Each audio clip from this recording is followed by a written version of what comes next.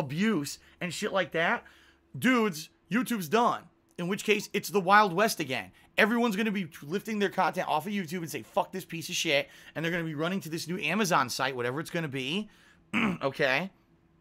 And then, what's going to happen? It could be the Wild West again. Maybe raw gameplay will become popular again. Who knows? You never know. You can't predict this stuff, folks. You can't. This industry has been so crazy. The gaming industry and coverage of gaming and gaming culture has been so crazy in the last 10 years. There's no way to predict what's going to happen. I mean, I'll tell you right now, guys, I'm going to Amazon. If they make a website and it can be as profitable as YouTube is, fuck YouTube. I'm done with them. I'm so done with this company that does not give a fuck about me. I'm going over to a company that, since, I've been doing this full-time streaming on Twitch, I've been welcomed with open arms and treated with nothing but the utmost respect from Twitch and Amazon. Why on earth would I care about YouTube anymore? Seriously. So, there you go. Alrighty, folks.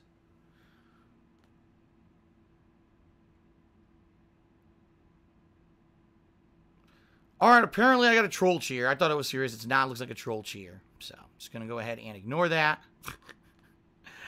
Stupid. Alright, let's do more Patreon questions. Let's see how many. Maybe we could do all the Patreon questions in one part here. Will you cover Street Fighter V Arcade Edition when it hits just for one session? It was great to see you play Street Fighter 2 earlier this year, and that's from Timic83. Ladies and gentlemen, let's try this again. All right, let's try this again. No, no, no, no, no, no, no, no, no. Well, no. No, under no circumstance, under no condition, absolutely not, positively not, nada, nilch, nihil, mal, no mas, no, I am not playing Street Fighter V again. All right, one more time, just so everyone understands. Ready? Everyone, hold on. Hold on.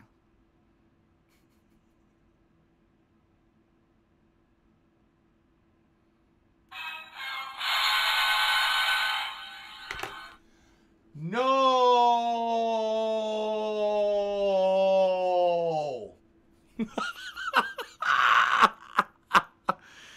I am not playing Street Fighter V ever again. Under no circumstances. I did not enjoy the game when it was new. I did not enjoy the game after they patched it and put in DLC characters. I didn't play it all for 2017. I'm not playing Street Fighter V again. Now, you may say, but that's a bad attitude to have. Why? Here's the bottom line, folks. This is what a lot of people don't understand about fighting games. So this is actually, I'm glad Timic asked this question. Allow me to really explain my real reasoning behind why I'm not going to play Street Fighter V again. All right? Here's really why. Even if there was a real reason. Oh my God, Phil, did you hear they completely changed Street Fighter V? Now it plays like Super Turbo. Folks, when you play a competitive fighting game, all right, if you really want to hang in that game, meaning you want to be at a competitive level and be able to beat people, and even understand the meta, meaning the big high-level competitive gameplay of that game, you need to be playing it from day one. Now, I played Street Fighter V from day one, and I played it from February 2016 until, what, the summer of 2016? I think it was when Urian was released, was the last character who I played with or whatever, and then I stopped playing the game. And I just really didn't give a shit about it after that. I didn't play any of the DLCs of the other characters that were added. I didn't see any. I've literally have not seen a match of Street Fighter V except Arturo, because Arturo Sanchez Sabin, I host him here on this channel sometimes. So I've seen him play a little bit with Dalzim, and that's it. That's all I've seen, okay? So for me to get back into Street Fighter V, no lie, I would have to invest so much time and effort to learn the game engine again. First of all, the game has way less input delay now than it did when I first played it. The characters have changed. The combos have changed. Everything has changed. It would be like starting a new fighting game over again from the start. But the problem is, there will be people who have 2 years of experience more than me. That's nearly impossible to do. It's almost impossible when you're years behind to jump into a fighting game midlife and be at a high level from those who have already been playing the game all along. It really is almost impossible. The only way that I'd be able to do it is if I invested a ridiculous amount of time and effort into it, which I'm not willing to do. You guys know I'm a variety streamer. I'm a variety gamer. When I make videos and play on stream, I play a variety of stuff. You guys don't want to sit here and watch me play Street Fighter V exclusively for 2 months so that I can get back into the, you know what I mean, into the swing of things. It doesn't make any sense. No one wants to see that. So no, I'm not playing Street Fighter V. If I did, it would literally be a waste of my time because I would have to relearn the entire game from the ground up, and I don't want to do that. I would much rather focus on the new game. What new fighting games are coming out next year? Dragon Ball FighterZ, Fighting Layer EX, Soul Calibur 6. That's just 3, and I'm sure there's going to be more. Focus on the new stuff. I don't care about the 2-year-old game that was a massive failure and Capcom fucked it up, and now Capcom has to find a way to, you know, make stuff popular again. It's funny because MVC Infinite was popular for about 3 months, and it's dying already. People are already saying in droves. Even the hardcore fighting game community are saying the game's not nearly as good as Marvel vs. Capcom 3 or Ultimate Marvel vs. Capcom 3 was. Really just seems like a cash-in. And by the way, there's rumors Capcom won't even be supporting it after this first slew of DLC characters is done. They may not even be like updating it anymore. So, you know what I mean? So look at the games that Capcom's putting out. Why would I go back to them or put time or effort into them? You know what I mean? I really think Capcom has lost their way when it comes to fighters, and they really need to find a way to come back. Everyone else is doing it better than them. Honestly, they are. Everyone else is doing it better than Capcom right now. Okay. So hold on. A few things to give shout-outs to. Nick did another $1 tip, and he said, Twitch and Amazon are smart enough that when they detect music in a video, they only mute the portion that the music is in. Dude, I'm telling you. Twitch, Amazon, they're doing it right. And a lot of people were very skeptical when Amazon bought Twitch. They've been doing it right, folks. Like I said, the year that I've now been back on Twitch streaming, I could not be happier. I've gotten support from Twitch, opportunities from Twitch. They've directly helped me with things. Like, it's the complete polar opposite of the bigwig corporate mentality that fucking YouTube has. And that's why, if they really do make a video sharing website, dudes, say goodbye to YouTube. I'm serious. You know what YouTube's going to become? All drama videos and all vloggers, and that's it. You'll have no other content on YouTube. Everyone's going to go to the Amazon site. Atlas Telemon did a 50-bit cheer. He says, what if they introduce DJ? No. No, I'm not playing Street Fighter V. No. Okay. Atlas Telemon also did a 15-bit cheer and says, Sabin is the best Dalzine. I believe that. I've seen him. He's pretty damn good. Kekken did a 25-bit cheer. He says they made a second set of trials for the new combos in Street Fighter V. Well, I don't care. And then he did another 10-bit cheer, and he said, Tekken 7, I can give you a crash course. Nah, Tekken 7's fun, and Tekken's a good game. Don't get me wrong, Tekken's a competitive game, fun. For me, I don't like, honestly, typically, I don't like games. You get one random hit. Oh, I got a counter hit. Oh, juggle, juggle, juggle, juggle, juggle, juggle. Lands on the ground. OTG. Juggle, juggle, juggle, juggle, juggle, juggle. Oh, now it's a 50-50 as you wake up. Hit you. Juggle, juggle, juggle, juggle, juggle. Oh, you lost 80% health. Oh, now the fight really begins. I honestly don't like games like that. And Classic Tekken didn't used to be like that. Classic Tekken played a lot more like Classic Street Fighter. But then I'd say it was around Tekken 4 and 5 that the game became Juggle Fest. And when it became Juggle Fest, I still like the game and I respect it, but it's not a game that I would want to play at a high competitive level. Let's put it that way. So no, I'm probably not going to get back into Tekken 7. Oh my God. Booty Call Me. Thank you for the 100-bit cheer, but as I said at the beginning of the show, please, guys, don't spam me with a million questions. He literally had a paragraph question. Guys, this is Ask the King. The purpose of this show is for me to answer your questions already. Cheering and then asking giant questions, you're not going to get your questions answered. Little quick things or comments on what I'm answering, yes. Giant paragraph questions like Booty Call Me just did, no, I'm not going to be answering that. So thank you for the 100-bit cheer, Booty Call Me, but sorry, maybe you weren't here for pre-stream. I can't interrupt the entire show to answer people's questions. That's the purpose of the show, is to answer these already asked questions. Okay, on to the next one. Phil, will you go back to Salty? Hold on a second. I don't have the stream chat open. All right. Phil, will you go back to Salty Saturday Ultra Street Fighter 2 in anticipation for the 30th Anniversary Collection Edition at Street Fighter games? I don't know. I mean, if there's a reinvigoration of people playing that on the Switch before the Anniversary Collection comes out in May of 2018, yeah, maybe I'd play it for a session or two. But I'll be real honest with you guys. That game was not good. Ultra Street Fighter 2 is not good. The connections are absolutely terrible. Having Akuma as a selectable character in ranked matches is fucking asinine. Anyone who's ever played that game competitively, immediately when they saw that, said, are you fucking retarded, Capcom? Like, how dumb can you fucking be to think that that was legitimate, to have Akuma in ranked matches? You are dumb as fuck. And honestly, I think I might just want to wait to play the better version that's coming out in May. I hope, knock on wood, that the version is better, because if it's as bad as that, oh my god. But no, I don't think I'm going to be going back to that. For what platform will you buy the Street Fighter 30th Anniversary Collection, and will the choice be led by good online connectivity, playability, or netcode? And also, do you think you'll be playing Super Turbo long enough in it so that you'll get a top 100 ranking? That was all from Atlas Telemon, by the way. He asked all three of those questions. He's been cheering, and also he asked a really good question. The answer to your question really is going to depend on how good this version of the game is. For those who don't know, a little bit of history. Capcom has been releasing versions of Super Street Fighter 2 Turbo. That's the game that I'm the best at. All right, out of all Street Fighter games, that's the one that I'm the best at. And I'm not I'm the best player overall. I mean, that's the game I'm the best competitively playing in.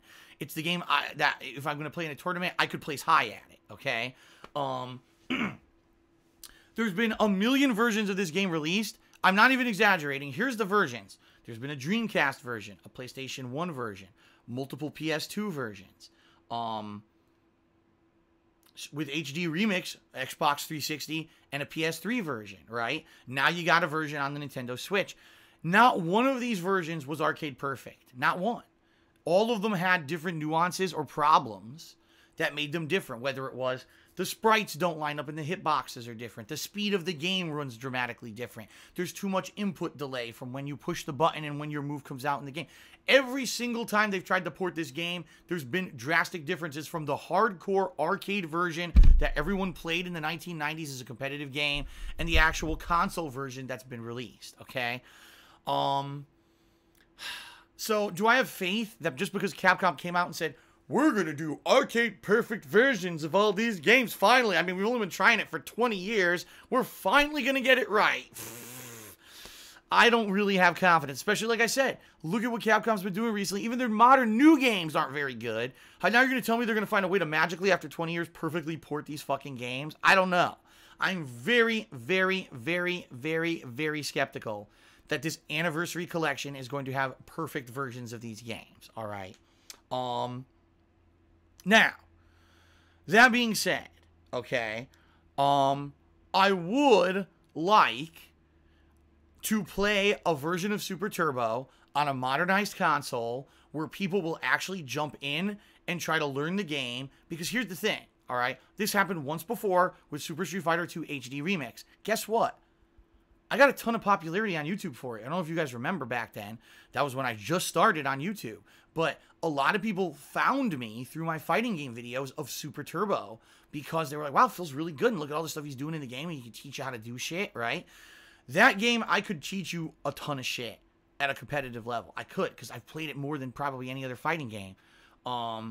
And, you know, I would love to play Super Turbo again at a competitive level. Now, keep in mind, online play, there's going to be lag, and there's always going to be issues. But to play that game and have fun with it, unlike Ultra Street Fighter 2, where, yeah, I did play it at a high level during the summer this year, but the matches were so bad, and I was playing on a fucking controller that was first trying to play it on the Joy-Cons, and then I was trying to play it with this fucking, controller. And then, by the way, the netcode was so bad you couldn't even get your moves out half the time.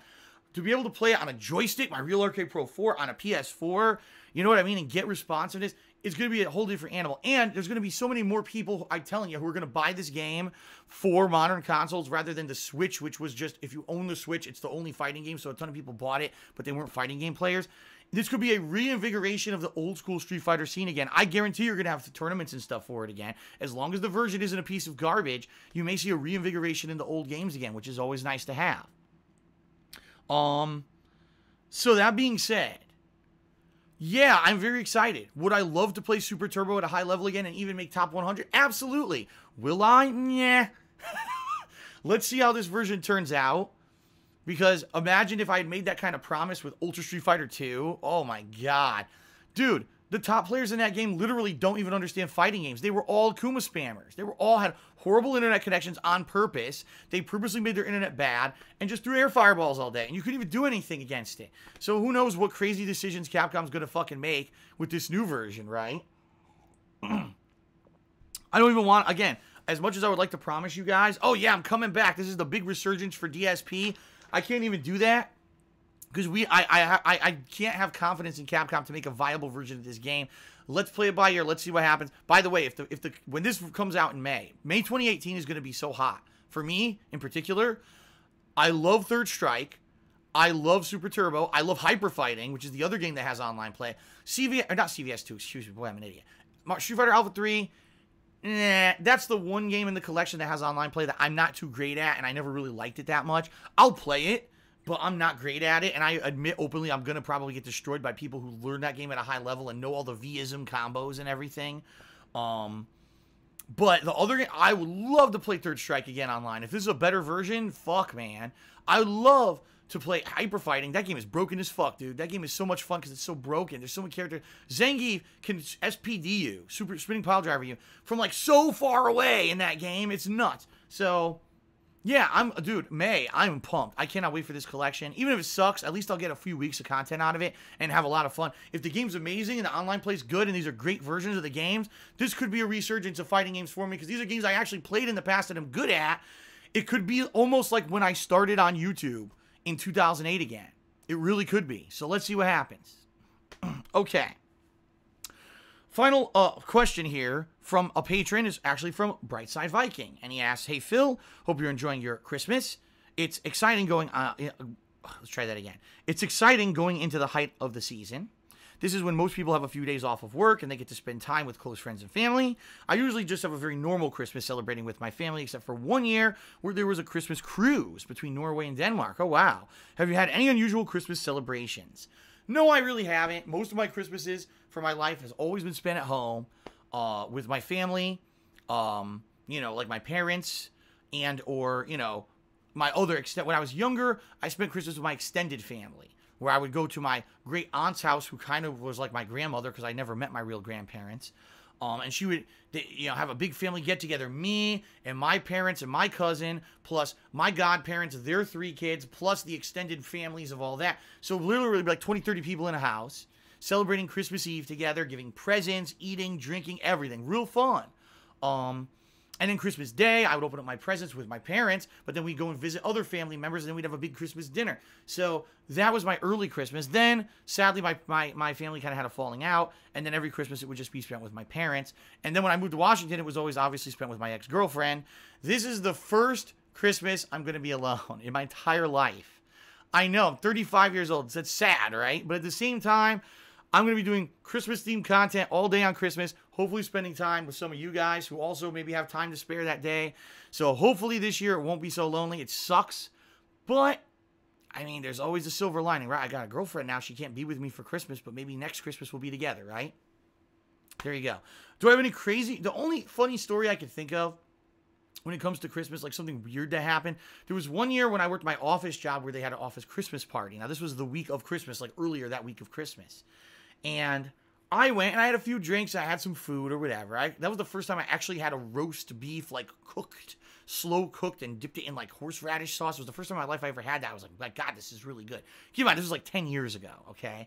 And there was a few people who got so fucking drunk at this Christmas party. I'm not even kidding. Like 2 or 3 people. And they were fucking coming on to people. There was rumors that people were having sex in the bathrooms. And I'm like, are you kidding me? Like, you got to think of it this way.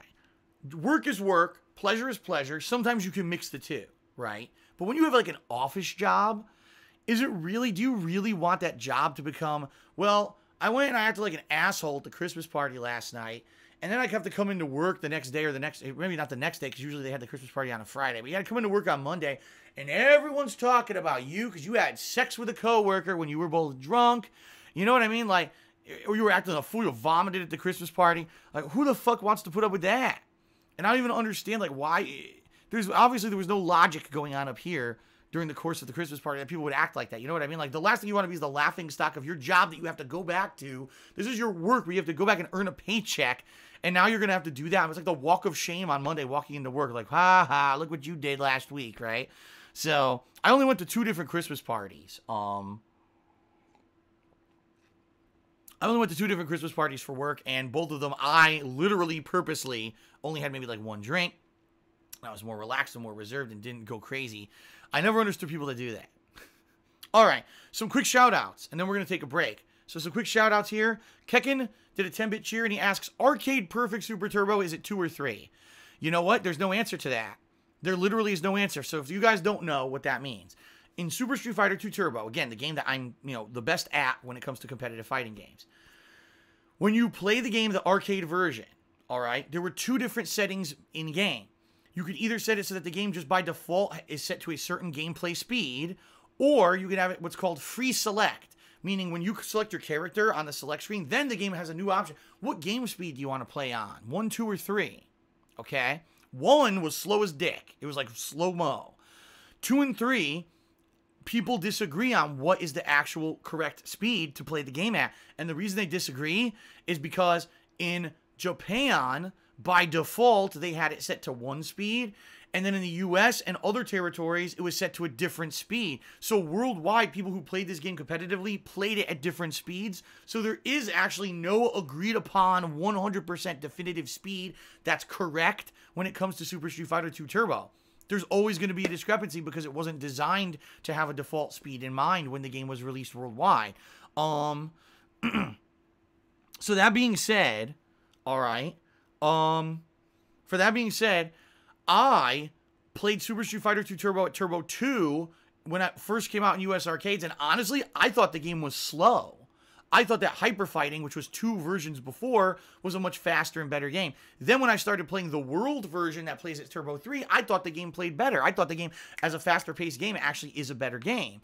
So for me, I actually like the game faster, but there's people who, to this day, they swear you got to play on Turbo 2 or Speed 2 or whatever. So, Ponage101, give me a $5 tip. Thank you, Ponage.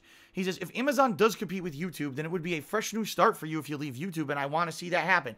Dude, seriously, right? Because guess what?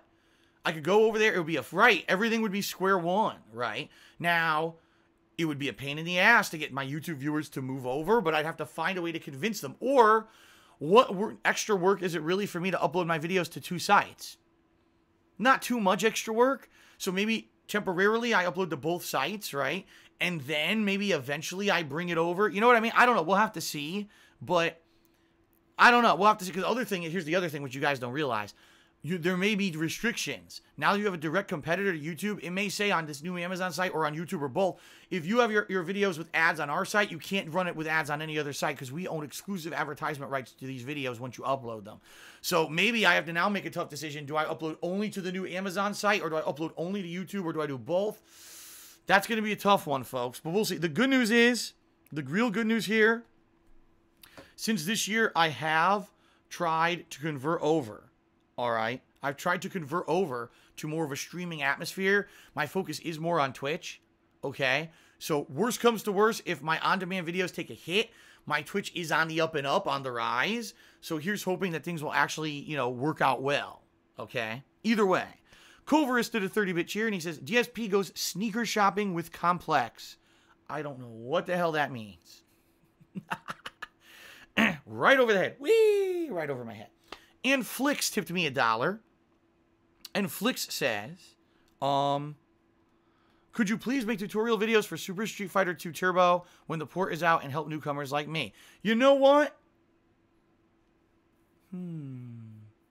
Sounds like a plan.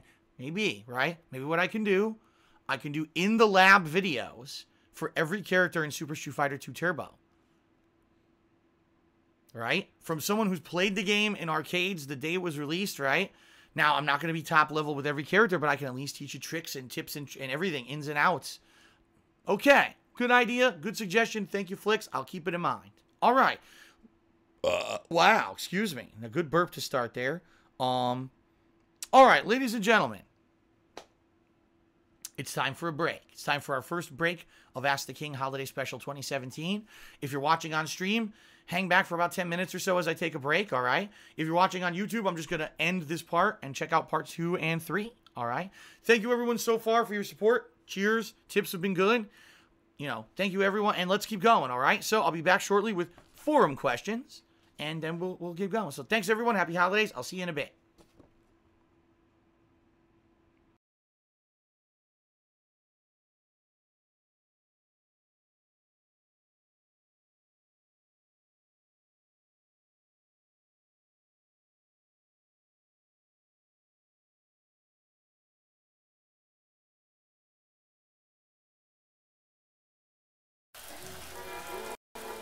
Only you can shower.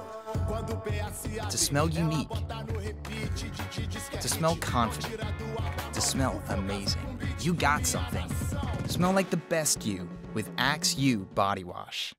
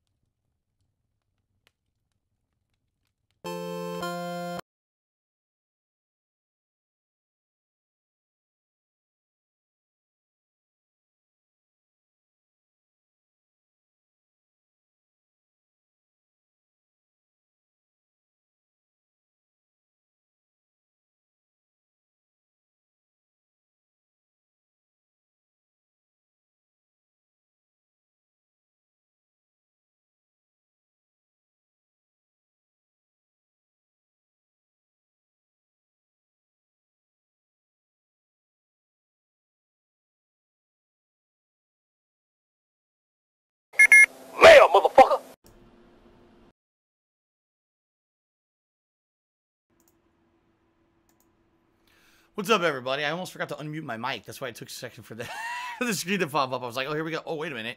Can't even hear me. Welcome back to Holiday Special Edition of Ask the King for 2017. I'm DSP, of course.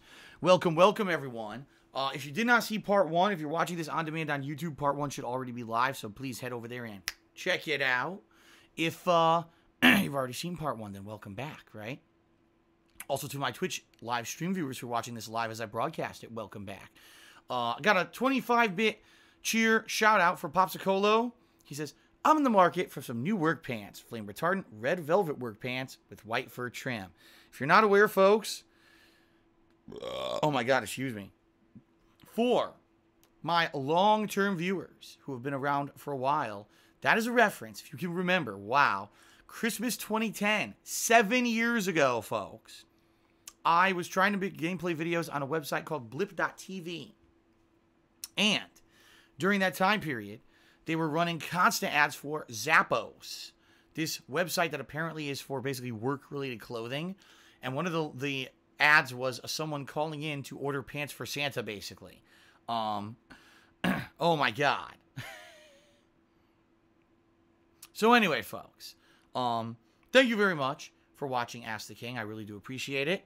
And I hope that you enjoy the show. Let's get into part two. We just finished up with the Patreon questions, all right? We just finished them. And now it's time to roll into the forum questions. People who posted up questions on my website, thekingofhate.com. Sound good, everybody? Got my delicious holiday seltzer water here. So I'll be belching like crazy. All right. The first question is from Gustavo123777, and Gustavo asks the following. He says, Phil, I'm wondering, what age did you get a full beard? I'm asking for the fact that it really bothers me not having a full beard at the age of 20 years old, even though I'm of Italian heritage. Thanks. I started growing my mustache in elementary school, or grammar school, or whatever you want to call it. By the time that I was in 8th grade, I could almost grow a full mustache, but I wasn't really getting much facial hair. It was actually, I'd say, the first or second year of high school that my whole beard started growing in. And I remember, because when I started shaving, I was trying all different kinds of things. Straight razors, electric razors, different kinds of aftershave, different kinds of stuff. And I remember that my face, sadly, started, like, breaking out and stuff because of it. Because, you know, your face normally wouldn't be shaven, and you shave it, your skin gets all irritated. Full-on beard, probably I'd say by sophomore or junior year of high school, which I would have been, what, 16, 17 years old? I could grow a full-on beard if I wanted to and grow it out. Of course, that was not really allowed. I went to a Catholic high school, private school, and they didn't allow full-on. You could grow like a little bit, but you couldn't go crazy. If you came in looking like a bum, they yelled at you. They wanted you to shave. So for the most part, I really didn't have control over maybe if I wanted to grow full-on facial hair until I was in college. But honestly, I never really grew full-on facial hair until 2010. It was the year 2010 when I lost my job. Was laid off out of nowhere, no warning or anything. And that was the time when I was going to start trying to do YouTube full-time. And I said, let's do something completely different. At that point, I had only had short hair. I grew my hair out. I had always kind of had like a messy, unkept look on my face. I said, instead of doing that, let's try this like goatee, Van Dyke goatee, whatever you want to call it. And the rest is history, right? 7 years I've had this style now. But yeah, I was able to grow it at a pretty relatively young age. All right. Shout out to Dean Jones, who, first of all, if you guys aren't aware, designed my current line of Teespring products. You know, the King of Retro and all that. In fact, actually, while I'm talking about it, I can show you guys. There it is. He designed all of those designs you see right there, okay? Pretty neat. And he's actually working on a new line of Teespring products for 2018. My 10-year anniversary, because yes, 2018, ladies and gentlemen, if you can believe it, 10 years I will have been making YouTube videos. Pretty crazy, right? I'm excited to celebrate my 10-year anniversary as being a game, online gamer, online personality, whatever you want to call it. It's actually going to be the fall of 2018 when it's the 10-year anniversary. In fact, there's more questions in here about that, so I'm not going to go into detail about it, but I wanted to give Dean a shout out for the work that he's done designing some of this stuff, okay? His question is, he says, since you've been uploading various content to YouTube for almost 10 years, do you feel that you've impacted the gaming community on the platform in any way? Being one of the originators of uploading monetized gameplay videos and at the same time having a large audience and influence, how do you stick to your original and raw gameplay formula but at the same time continually adapt so your content appeals to an ever-changing market? Well, first of all, let's answer these in order because there's several questions that are kind of loaded in there, all right?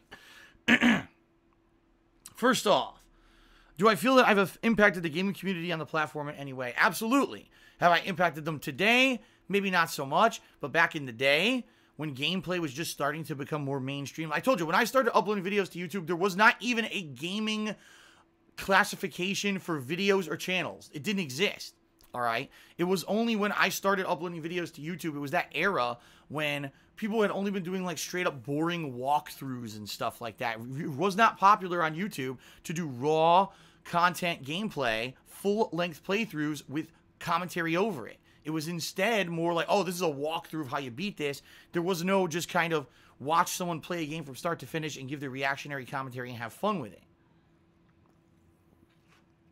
I was one of the very few people who got popular on YouTube for doing it. Am I the first person to do it? No. And it's hilarious because I hate to say it. Some of the first people who did it are mad at me. They don't like me because I was one of the people who got popular on YouTube for it and they never blew up in the way that I did or got popular or made as much money as I did or anything like that doing it. And now they hate me. Whatever. Have your fucking butthurt grudges. I don't give a fuck. All I know is I didn't know about those people anyway. I just went on YouTube and did my thing, became popular for it, and that's all I care about, okay? So, yeah, and that was way back in 2008.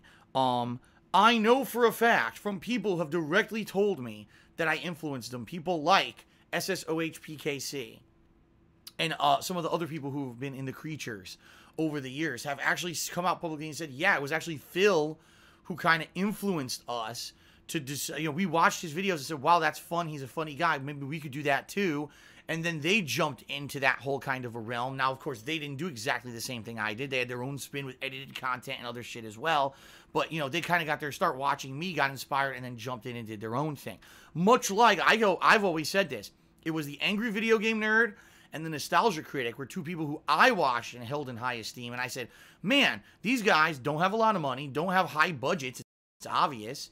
But they just went out there, just did funny videos, and they got noticed on the internet. I could do that too. And I did, and look, I did. So, I did and got popular off of it. Pretty cool. So, that being said, I know for a fact that I influenced, and that's the thing. Now, I'm sure there's big YouTubers I've influenced. I'm sure there's a ton of smaller YouTubers I've influenced. I've said this before, and people like to make fun of me for it, whatever. PewDiePie. Yes, I know, but PewDiePie, actually, if you watch before he ever uploaded a video to YouTube, was watching my content. He used to watch and favorite my content all the time, or like it, whatever you want to call it. And then he referenced me in his videos when he was starting off and just becoming popular. He used to reference me in his videos, and then I guess he realized, gee, I shouldn't do that anymore, and he stopped. But even him, you know, that's how long I've been around, 10 years. I've outlasted so many YouTubers who came here, did it, and are gone now. And you know what I mean? Even some of the biggest guys now, I did it longer than them and way before they ever did. So, yes, I know for a fact I've directly influenced many people who do YouTube videos.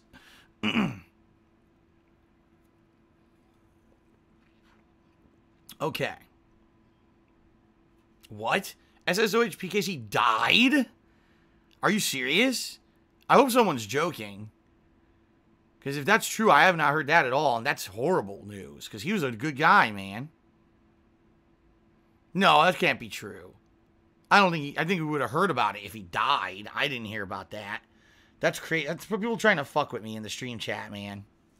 Why do I believe it? I should, you know. He is dead? No, his channel died. Alright, I'm not going to read stream chat. I'm seriously not going to read it. Because...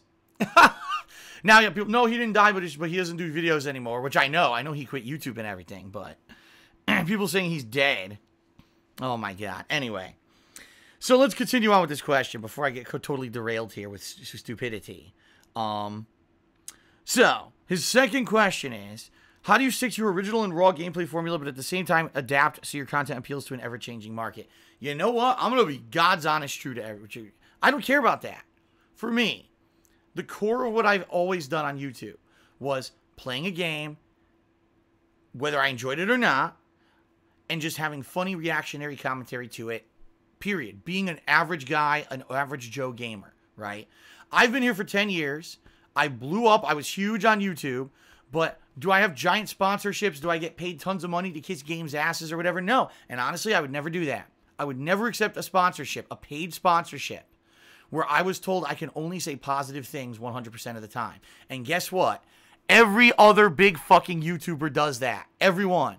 And I would not do that because that's not what I pride myself on, and that's not how I got popular. I got popular because you know when I play a game, right, it's going to be raw, unedited, my true feelings about the game, and you're going to find out for sure about how I react to that game. You're not going to get a paid playthrough of, you know, Middle-earth Shadow of Mordor where people were paid thousands upon thousands, if not even more money, to just kiss the game's ass, which is what a lot of big YouTubers did.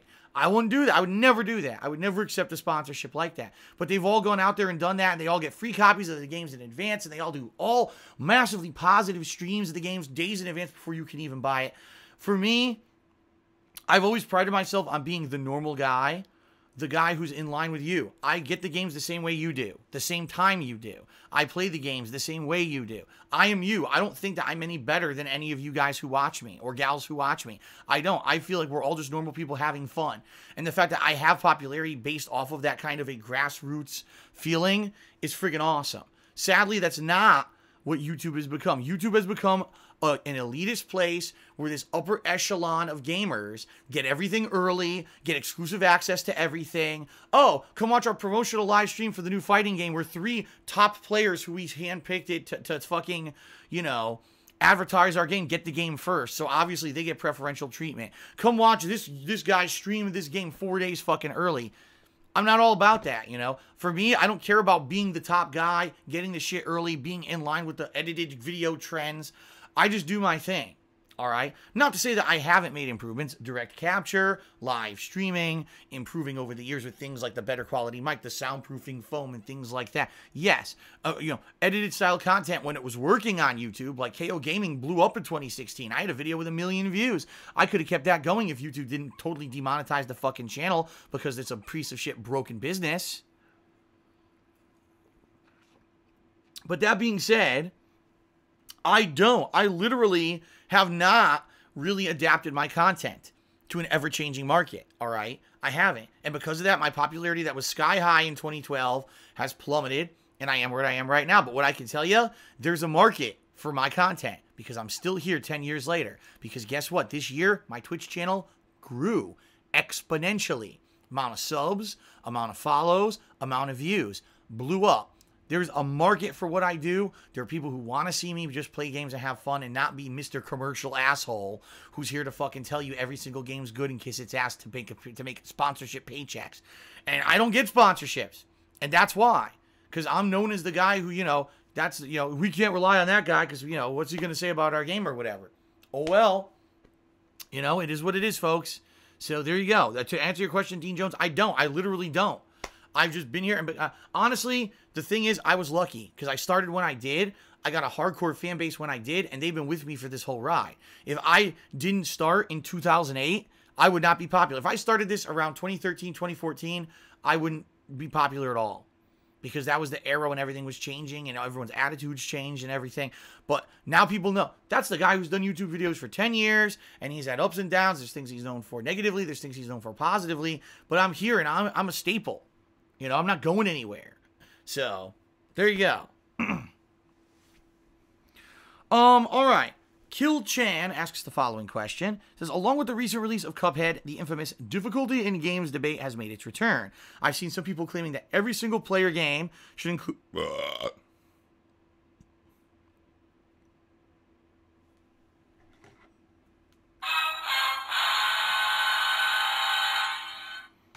Excuse me. Let's try that again. I've seen I've seen people claiming every single player game should include an easy or even a skip the boss entirely mode that allows a wider audience to enjoy the art style and atmosphere of the game and see the ending.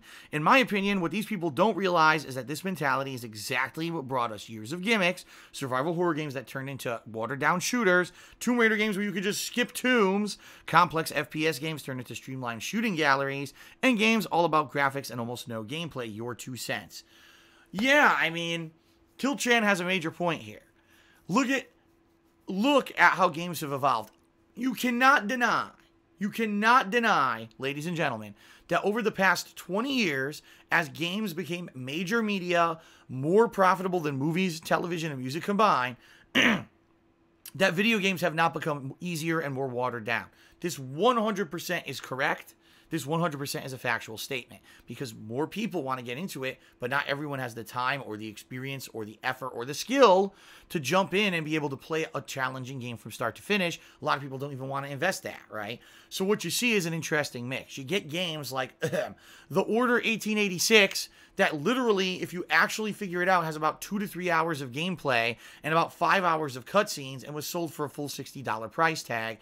It's not a real game. Right? You see games like the Telltale series of games where I just played one yesterday called Life is Strange Before the Storm.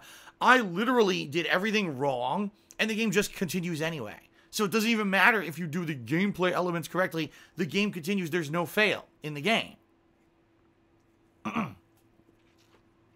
So that being said, all right, undoubtedly we've seen the watering down of games. But it's funny because we still got franchises like Dark Souls, right? Like Cuphead that just came out. And it was funny, Cuphead, the big debate about Cuphead was that there were people who wanted to play this retro-style shoot-'em-up game, but they had no experience with retro-style shoot-'em-up games. So they tried to play it, and Cuphead literally was made to be fan service for people who like grueling, challenging games and wanted to do a retro-style shoot-'em-up game that did not pull any punches. And they couldn't beat it. And there's people out there who still to this day still can't beat it. You know, it's been out for what, 4 months now? 3 months? They can't beat it. And they're so angry because their friends beat it, this media reviewer beat it, this YouTuber beat it, this streamer beat it, and they can't beat it. And they can't wrap their head around the fact that not everyone out there is going to be a high-level gamer. They can't get that fact. I can't understand it. Everyone else can beat this game and I can't. This isn't fair. You know, every game should be easy, all right? I'm going to give you guys some perspective here. Ladies and gentlemen, back when Street Fighter 4 was released. Okay, Street Fighter 4. That was what, 2009 for console? 2008 in arcades, 2009 for consoles, right?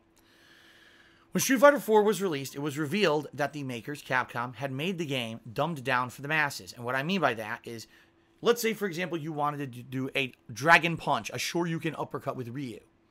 It's one of the best moves in the game, has invincibility properties, it's a reversal move, it's an off-the-ground. Basically, it's one of the best moves in the entire game.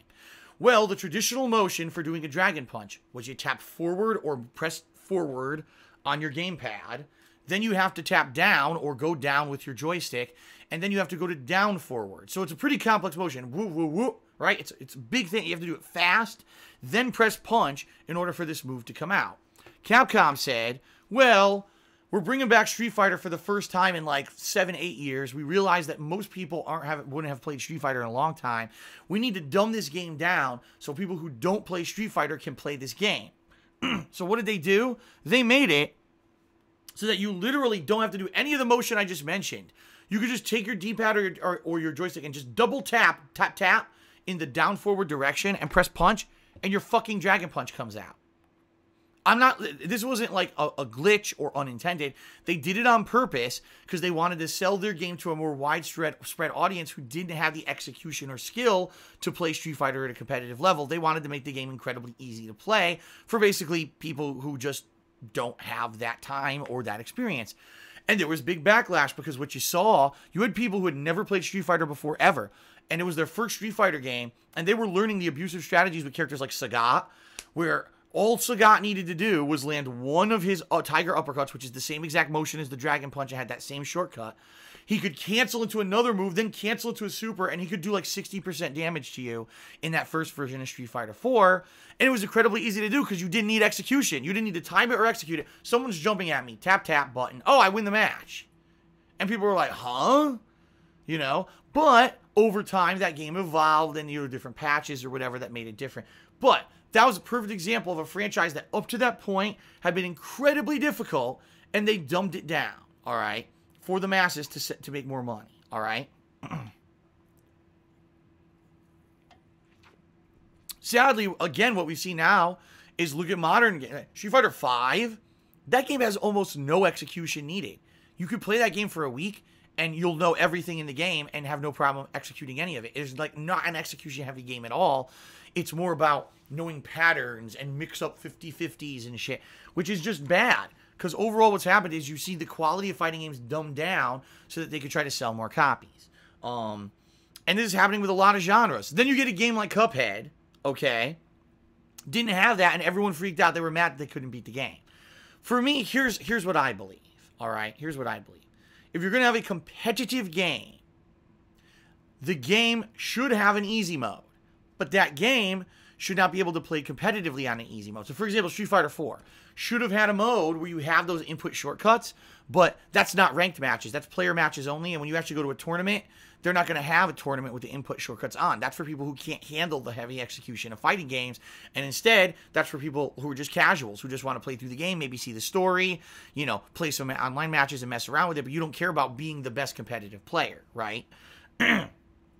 Now, Cuphead does have an easy mode, but you cannot beat the whole game with easy mode. You can only get through it to a certain extent. You can't get past certain bosses and stuff playing with easy mode. You definitely can't see the ending. No, I'm sorry. I don't believe that every single game made out there should be super easy. There has to be some kind of an execution level and some kind of a challenge level, or else some games just won't even be fun, right? One of the reasons that Dark Souls is such a fun franchise is because, yes, you're going to die a ton to cheap shit, but once you overcome it and you persevere, you get a feeling of accomplishment. What if Dark Souls was just as easy as every other game? It has easy checkpoints, you don't lose anything, there's no consequences for dying. Then what's the point, right? That's the reason why Dark Souls is a popular franchise, because it did not cater to the mainstream masses and instead insisted on being a hard, grueling series. So, you know, I disagree. I don't think that there should be games that every game is super easy and every game has an easy mode. I'm sorry. I'm sorry if you're one of these people that can't beat the game. Then guess what? Go watch someone play it who can. It's not like there's not countless amounts of YouTubers and streamers and people who can show you the stuff you can't do yourself and or give you tips on how to beat it yourself. I'm sorry. It's just bullshit. Why should every game be easy because you're not good at games? So ruin everything, right? Ruin absolutely everything because there's a few people who can't handle it. It's this mentality. It would be like one person. Well, I guess that's a bad example. There's a few examples, but I just don't. I don't agree with the group mentality that everyone should suffer because one person can't handle it. If there was, you know, a classroom of students, and there were 2 students in this classroom that for whatever reason could not get algebra. Does that mean that we just strike algebra from the entire fucking classroom of kids because it's too hard for 2 of the kids out of the whole class? You know what I mean? Then no one learns algebra. You know what I mean? And then, you know, so you see what I'm saying? If we dumb down games to the point where every game's just piss easy, then you've lost something there. And I don't agree with that at all. Okay. Next question is from I Am Curla. He says, Phil, I wanted to know if you had any memorable Christmas experiences in your past, like a funny story or something along those lines. Nothing funny in particular. Like, I don't particularly remember too many times when, like, at Christmas there was something hilarious, laugh out loud funny. I have a lot of Christmas memories in my head of things. Like I said, I used to spend the holidays with my family.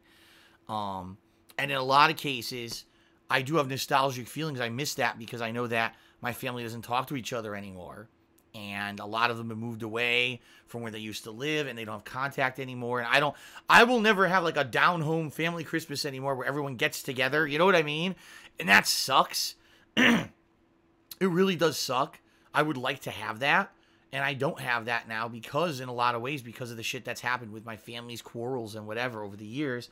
And I pretty much just moved on and did my own thing. But no, you know, Curla, sadly, I don't really have... A lot of people wonder, GDO, can you tell us a hilarious Christmas story of when your uncle fell off the chair and it fucking, you know, got drunk? I don't really have any crazy Christmas stories like that. The only thing I can tell you I did kind of have a little bit of an eccentric uncle who he did some weird things. Like, he lived in Connecticut his whole life, yet he wore boots, like cowboy boots. Like, dude, you live in Connecticut. Like, what? And I remember this one Christmas, he wore snakeskin cowboy boots. And oh my God, my cousins were all girls. They made fun of him so bad that fucking Christmas. It was nuts. Like, they made fun of him so bad. Like, he thinks he's a fucking cowboy. He walked into Christmas wearing snakeskin cowboy boots, you know. And now people are posting up my cowboy hat emo. But imagine that. Imagine if I showed up for Christmas wearing a cowboy hat. You know? It's out of place. Kind of weird. So, I don't know. But no, in particular, no, I don't have any, like, hilarious Christmas stories. I wish I did, but I actually don't. All right. Next question from Anthony77FW. Anthony asks the following. He says, Phil, after this year's releases of both Resident Evil 7 and The Evil Within 2, where do you think that the survival horror genre is with video games, and where is it currently heading in the future? Based on your enjoyment and praise for both of these games, would you say that the genre is heading in the right direction, or perhaps something else? What are some hopes and wishes that you have for the future horror games, and what advice would you give to developers on how to create one? Keep up the great work and stay strong. For me, survival horror has two key elements. Psychological horror, meaning it makes you think about, oh God, what's around the next corner? What's around the next bend? Is there something crazy happening in the plot line that makes you wonder, like a mystery element, suspense element? Is there a build? Who's the villain? What's going on? What created these monsters you're fighting? What's this? What's that? That kind of the element, the uncertainty, that build is a key part of survival horror. Because if you know everything that's going, well, it's mutants. Oh well, kill all the mutants. That's not so scary. If you don't know what's going on, oh my God, there's these mutated creatures. We don't know what caused it. We got to find out what's happening. Will there be a super mutant at the, what's going on? Do we have to save the world? Is it horrible? Those kind of lingering psychological horror elements is what makes a scary horror game, in my opinion. In addition, I will say this, not watered down gameplay. And what I mean by that is look at Evil Within 1 versus Evil Within 2. Evil Within 1 was tough, but most of the game was not psychological horror. It was gore. It was just gore for the sake of gore. Yeah, you were wondering what was going on for most of the game, but, oh, here's rip the body parts apart, and there's fucking heads flying and intestines going here and there, guys chopping each other up and shit like that. But the core gameplay was just run and gun. Grab some weapons, grab the ammo off the ground, fight the enemies. And honestly, I never really was in a situation in that game where, like, I was low on ammo or whatever. It was pretty easy. I think the very end, it was a little bit of a challenge because there was a gauntlet at the end. But for the most part, the game was not very difficult. You were able to just get right through it, right? Now, Evil Within 2 decided to change that up. First of all, way more psychological horror. It wasn't just about gore, gore, gore, gore, gore. There was more going on there in the game. A lot of more air of mystery in that game as well. Who are these people? What's going on? Whatever. And then number 2, they improved the gameplay because they made it, yes, the ammo actually was way more limited. It was way more challenging in a lot of ways. They changed variety of gameplay. It wasn't just linear and easy mode. It was open world. Now you can either try to just get from point A to point B like you're supposed to do for the story, but now there's optional content, side missions and stuff for you to do. See what I mean? That's kind of where survival horror can shine. Look at a game like Resident Evil 7, where Capcom took all the feedback from Resident Evil 5 and 6, where everyone said the game's too easy, you dumbed it down and just made it a run-and-gun shooter, and instead they made it a more grueling survival first-person horror game, with jump scares, with psychological horror, with limited item use. Yes, all those things were elements returned to the game, and the game was a huge success because Capcom returned to those elements, right? That's what I think is the core to a good game, a good survival horror game. So, just having blood and gore, right, and jump scares, and dumbed down gameplay for the masses, which we were just talking about in a previous question, does not make a good survival horror game. Having challenging gameplay, limited item use, psychological horror, variety, that's the kind of stuff that makes a good survival horror game, in my opinion. And with the direction that Resident Evil 7 and Evil Within 2 have taken this year, 2 thumbs up. I'm feeling very positive for the future. Real quick, let's do some shout-outs because a few people have been cheering and I forgot to do shout-outs for them. Kekin did a 10-bit cheer and he says, the hard irony of Street Fighter 4 is that now Modern gamers are considering it one of the technically hardest games. I actually missed Street Fighter 4. Go ahead and call me an 09er. Yeah, it's funny because that's hilarious, right? I just told you guys how dumbed down Street Fighter 4 was. But a lot of people say, oh, that game was so technically hard. The modern games are much easier. It's true. Games have become even more watered down now. Street Fighter 4 was not technically difficult at all. I grew up in an era when you needed to have tough, muscle memory and tough reactions and everything. I can't wait for people to try to play Super Street Fighter 2 Turbo in this upcoming anniversary collection and just suck monkey shit. They're not going to get no reversals. Nothing's going to come out and they're going to rage because they don't have that. They've played all the dumbed down versions of crap over the past decade. They haven't played real fighting games that required skill. Big TJ did a 10-bit cheer. He says, what's the fun in a game without challenge? I agree. Now, there are games that maybe lend themselves to being more fun. For example, Until Dawn was a game that didn't need challenge because that was more choose your own adventure. Save this person, don't save this person. Make this choice, make that choice, because it was a horror movie theme. And after you played it once, you wanted to go back and play it again to try to make the other things happen, right? But that's its own genre in itself. Not every game should be dumbed down. Variety is the spice of life, folks. Okay. Noxie did a 10-bit cheer and says, how is adding an easy mode so more people can enjoy the game ruining everything? You don't have to play the easy mode. That's true, but then what is the point of playing the hard mode? See what I'm saying? For example, again, Dark Souls. If Dark Souls was easy and you didn't die and there were easy checkpoints and infinite respawns and there was no penalty for dying as much as you do, the game wouldn't nearly be as fun, honestly. You take away an element of the achievement feeling of being good at a game when you make it that a game's easy. There should be certain franchises that are challenging, and it should be their hook. I just told you, variety is the spice of life. Not every fucking game should be exactly the same so that everyone can play it. That's ridiculous. That's absolutely ridiculous. All right, then let's dumb down all sports. All sports now, baseball, oh, we're going to dramatically reduce the size of the bat and the ball. The person who throws the ball is going to be right in front of you like this, and you just go... And to walk, first base is right here, so you just move your foot. First base, right? See what I mean? If there's no challenge, there's no element of challenge or difficulty to things, they don't become fun or interesting anymore. You can't dumb down everything, folks. You can't. You can't do it. Okay? Super Potatoes 1989 did a 1,000-bit cheer and says, have you ever tried any games in the Gears of War series? Yes.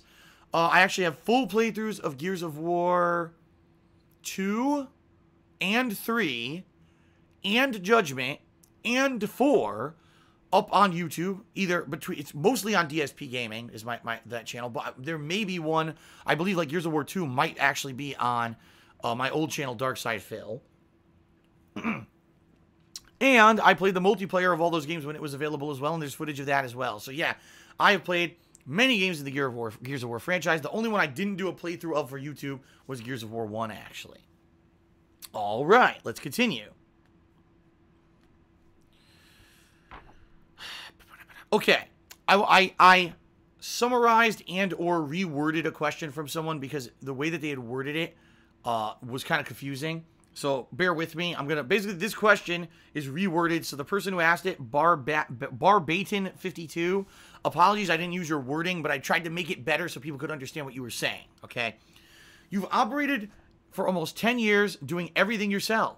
Most people who do YouTube full-time have other people who assist them with things like video editing, or they collaborate on content. While, except for co-op gameplay that you've done over the years, and that one time that you did Project 7, you've done pretty much everything solely by yourself for the greater part of a decade. Have you ever considered changing your structure to make things easier? Was there a reason that you didn't and you always flew solo? Well, folks, good question. It's true.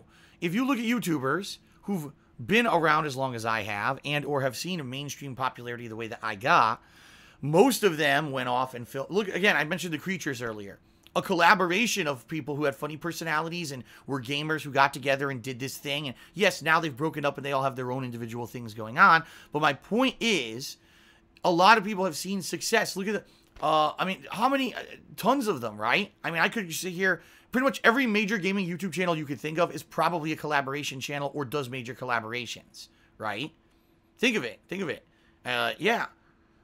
Very, very few and far between where you wouldn't see a big guy do collaborations or stuff like that. And or get so big that they have teams of people who work for them, you know, do the video editing for them. And do you think that Angry Joe sits there and video edits every video he does? Do you think he does every single part of the cinematography of every video he does? Of course not. His videos wouldn't nearly be as good as they were if it was all just on his shoulders. He divvies that work out to skilled people who all do little pieces and put together this really polished, nice product, right?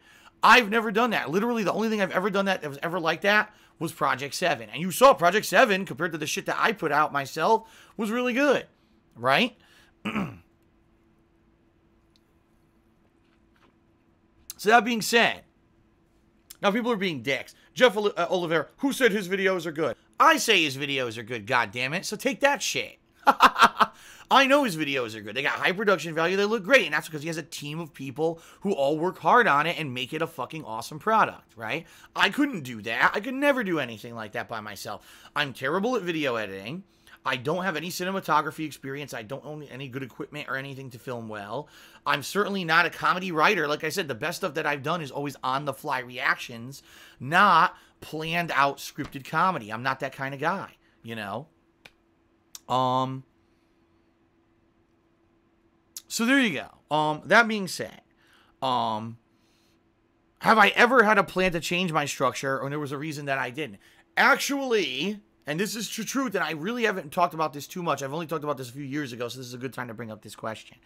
There was a time, it was actually late 2011, early 2012.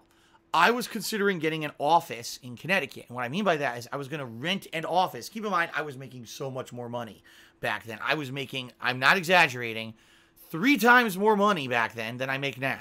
Okay, actually, no. Oh, shit. At that time, I was making 4 times more money than I make now. Holy shit. I just realized, I just thought about my taxes last year because I just looked at them the other day and how much I actually made net. I made 4 times more money back in 2011 than I do now. Fuck, dude. So, I was, at that point, I was like, because you keep in mind, I was doing all my stuff out of the condo in Connecticut, which was terrible. The acoustics were terrible. For tax purposes, I couldn't write off having an office because it was my living room. And basically, the quality of my stuff was not as good as I wanted it to be. What I wanted to do was get an office where I could have one room that was the recording studio. Just like I do here. I have soundproofing foam. I would have my gaming equipment in there. Then I would have other rooms where I could do other kinds of filming. I could have a green screen where I could do stuff like that. I wanted to do a gaming news show. And I did. I wanted to bring in other people to be part of my content, whether it was John or Howard or other people who were my friends and stuff, and bring them in to do shows with me and everything. This was my idea. I wanted to basically create the creatures. I wanted to do that. Like, that's kind of the idea I had. And then, sadly, it never happened because a couple reasons. Number one, all right, I didn't want to do, I ultimately decided I didn't want to do it in Connecticut because when I looked at the taxes in Connecticut, the taxes are sky high. There's state income tax, which is not in other states. So I was like, why the fuck am I going to be in a state where I pay state income tax when I can move to a state that doesn't have it, save a ton of money on taxes, okay? It didn't make sense to establish myself that way in Connecticut because it was too costly, too expensive. And number two, honestly, excuse me, at that time was when I started getting into a serious relationship. And I was like, I don't want to live in this condo in Connecticut. I couldn't live with two people living in that condo. Is way too fucking cramped. And I know because the people who I bought that condo from were 2 people living in that condo for a year. They couldn't stand it. They wanted to get the fuck out of there, and they did. They sold it to me. Now, I was in a relationship. I didn't want to live there with someone else. I wanted a bigger place. And again, I didn't want to buy a place in Connecticut with these crazy-ass high property income taxes and all that shit. I wanted to get out of that element. If I was going to do a home office or rent an office or do this, you know, professionally as a high-quality thing, I wanted to do it outside of Connecticut, which ultimately became my goal to move out of Connecticut, and eventually I did. I moved across the country to Washington State, right? And now you see, it's true. The quality of my stuff, my videos, my streams, everything has gone dramatically up since I moved here and I have my own home office. It's been a lot better than it was back in Connecticut, right? So that's why I didn't do it. Now, good thing I didn't do it. Can you imagine if back in Connecticut, I had rented an office and did lease agreements and I hired people to do my video editing for me and I had all these projects going on. And then all of a sudden, YouTube decides that I'm a villain like they did. And all of a sudden, my views plummet and now I can't afford any of it. Or vice versa. Imagine if I had become popular and then all of a sudden in early this year, YouTube ad revenue fell out. And now I can't afford any of it. I can't afford the office, can't afford to pay my employees, can't afford anything, right? That's what happened to a lot of people. There were entire YouTube channels that were making hundreds of thousands of dollars, some of them millions of dollars, and their channels went from making that down to making like 10 grand a year because of YouTube's demonetization policies this year. So I could have went out of business.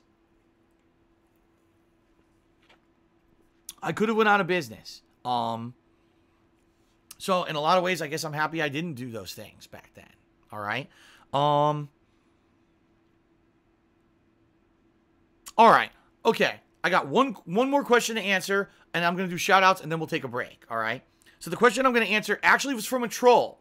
A troll who was trolling another other threads. We found out his IP it was the same person that had already been banned from the forums. But he actually asked a pertinent question attempting to troll me.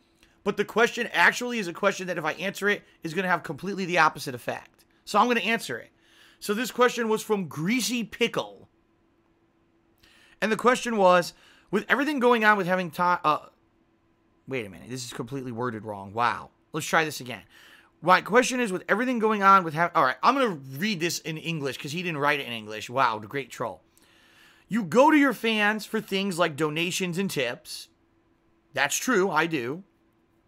Well, I don't go for donations. I go for tips. Tips is not donations, by the way. Completely different. Classified different by the government. Classified different by the taxes. They're tips. They're not donations. No one donates this money to me on stream or anything like that. But anyway, how would 2012 DSP, who gave everyone who took donations back then a tongue lashing, perceive the 2018 DSP?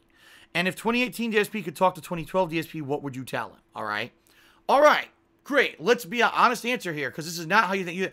In 2012, I was very verbally critical of people who took donations. And I said, listen, if you're a YouTuber in 2012 and you're not making ends meet and you're trying to do this full time, and with things how they are now, if you can't make a living doing the way that it is, and you have to ask for donations constantly and interrupt your content to have plugs and sell products constantly, all right, you're doing it wrong. Okay? And that's what I said in 2012. Guess what? I still agree. In 2012, ladies and gentlemen, the climate of YouTube was way different. In 2012, ad revenue on YouTube was insane. Okay? It was insane. Ad revenue was at its highest ever in early 2012. Okay? And the people who I were criticizing, I wasn't criticizing the little Joe YouTuber who didn't have any audience and now he's asking for donations so he can afford to buy games to continue on with his channel. I was criticizing big YouTubers who were as big, if not bigger than me, who I knew how much money they were fucking making on YouTube. That was, I'm going to tell you right now, 4 times more than I make now. It was a lot of fucking money. Okay? A lot of money. For those people to be telling you they needed donations was dishonest. It was a lie. And I'm not going to name any names. I have 2 YouTubers in particular who back then, they were up-and-coming YouTubers and they were starting to blow up on YouTube around the same time that I did. And they were constantly saying, here's my PayPal, send me money.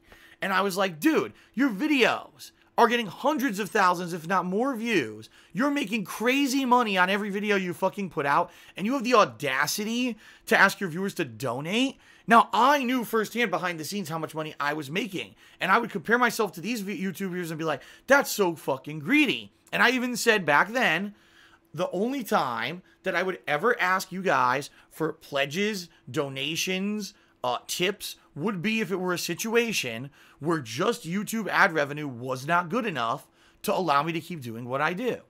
And that's exactly what happened. I moved across the country in 2014, and then all of a sudden, giant revenue dip in 2014, 2015. And I said, the only way I'm going to be able to keep this going is if I have Patreon. So I adopted Patreon. And then this year, again, YouTube ad revenue went crazy low for everybody.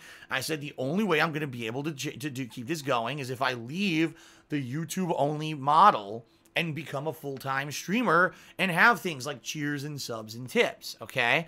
No, I'm not 2012 DSP rolling in fucking dough and then going on stream and saying, please send me tips and send me donations and send me this. That's nuts. I still to this day cannot believe these 2 people who I used to see on YouTube asking for money. I feel bad for the fucking people who sent them money. There are people on YouTube and Patreon, folks. I couldn't believe this too, okay?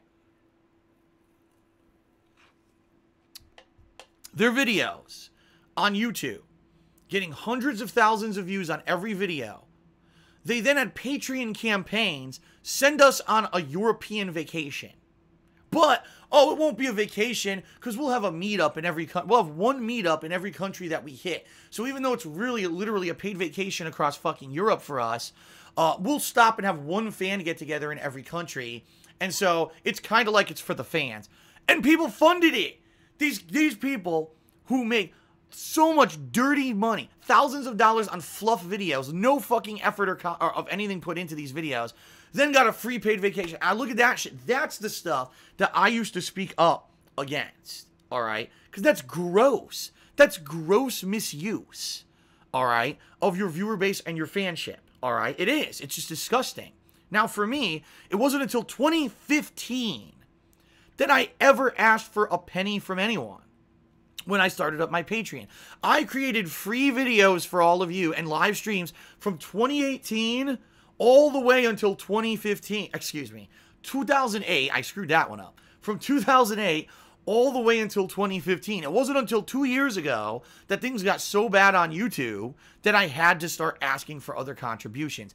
Everyone fucking else asked for them before me. There are YouTubers right now on YouTube who have 20 times more views than me that have a fucking Patreon, all right?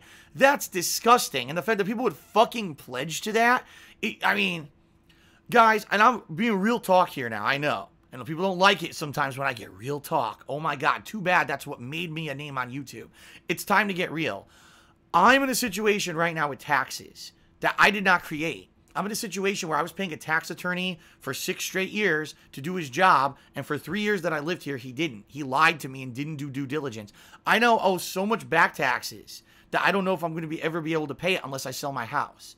That's fucked up. So when I come to you and I say, please pledge to my Patreon and make a monthly goal happen because I really need the funds right now, please tip me on the stream so I can raise enough money to keep my house. I'm being real with you, all right? I'm telling you the truth. I'm not a YouTuber who's rolling in dough where every month I make, $20,000 on YouTube, and then I have the fucking audacity and greed and balls to ask you for patron donations and tips and shit. That shit is disgusting. It's like it's the rich getting richer, And I'm sure those people are real pleased this year with these new tax cuts that just happened because their taxes are now going to go down and they're going to make so much more money. It's just like nuts to me. I'm barely making ends meet here. And I got to get shit from someone like this troll who basically the reason they asked this question was to say, see, Phil, you changed. 2012 DSP would have made fun of 2018 DSP. 2012 DSP had no debt. 2012 DSP was rolling in money from insanely high YouTube ad revenue and said it's dishonest for people in my situation to be asking for donations and tips and shit.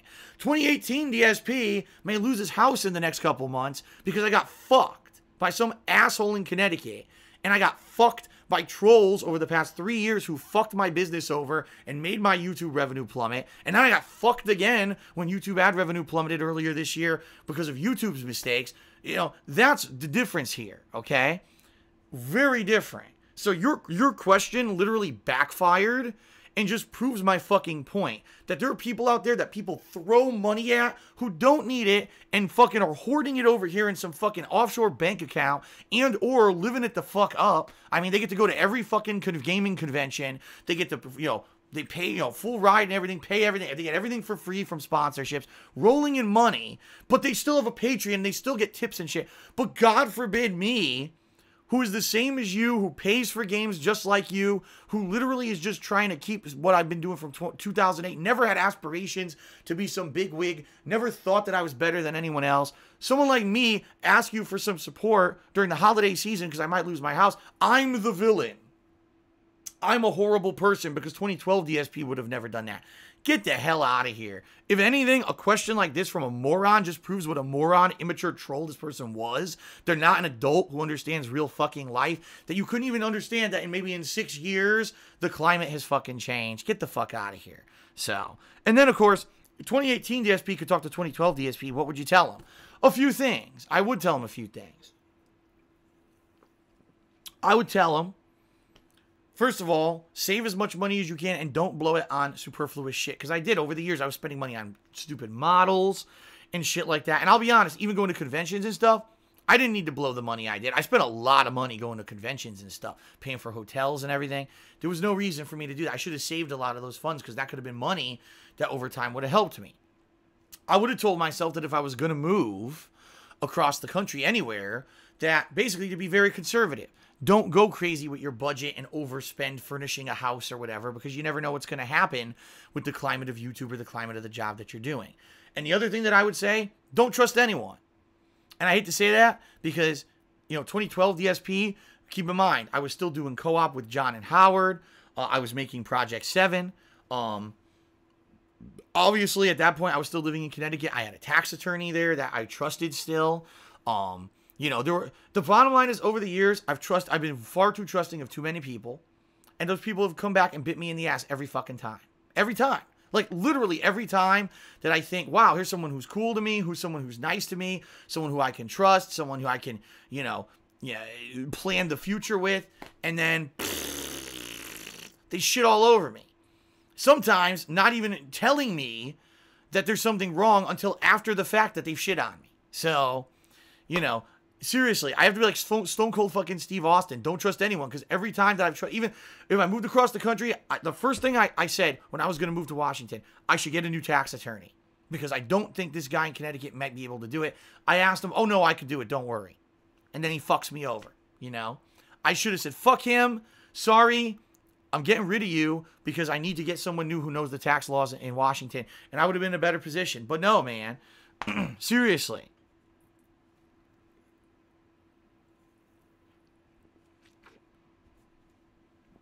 It just, anyway, the question's done with. Now let's do some quick shout-outs, and then we'll take a break. Thank you to Romy Rowe, who did a 25-bit cheer. El Rariachi did a $2 tip and asks, are you going to the Kilroy conference? I understand they have openings for their panel slots. I don't know what you're talking about. I don't know what Kilroy means.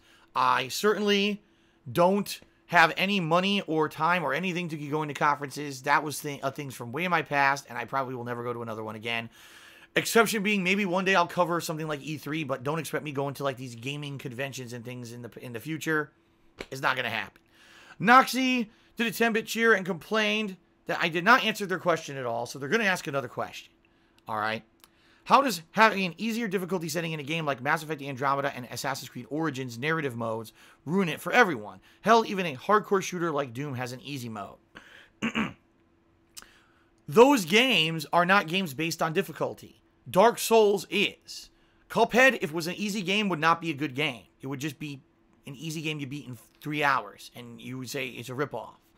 There are games where difficulty is the selling point of the game. Those games should not be dumbed down for the masses. The games you mentioned are not games based off of a difficulty setting that is hard, and that's why it's the selling point of the game. Therefore, that's why your point does not make sense. And thank you, Dooley, for the $5 tip. Very much for your support, ongoing Dooley. I appreciate that. All right. It's time for the break, folks. And then when I come back, it's time to finish up. I've got, let's see here.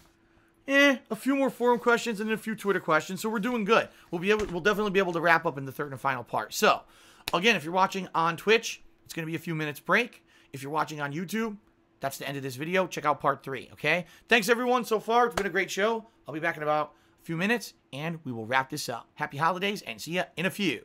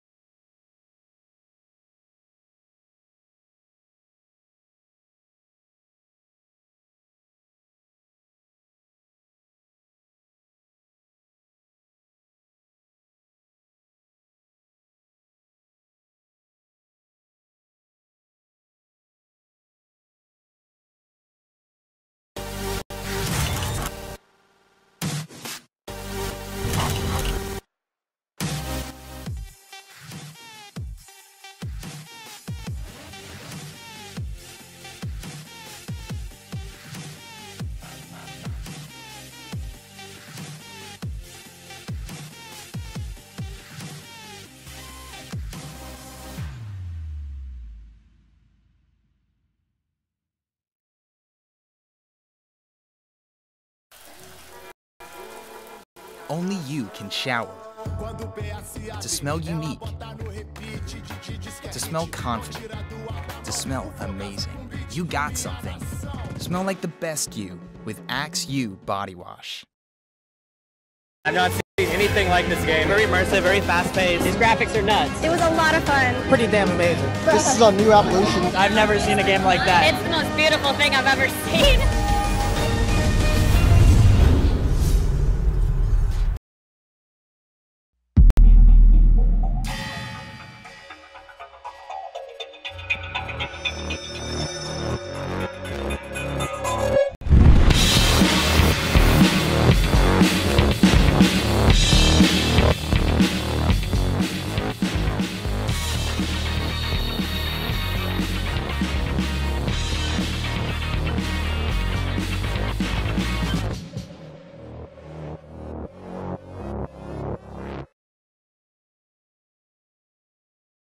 IEM Oakland 2017! Everything at IEM is powered by Intel processors. Pretty much all of these VR demos and even most of the gaming demos are powered by just laptops running Core i7s and pretty freaking slick. Technology's come a really far way. Oh my god! So pretty. The most beautiful machine I have ever seen.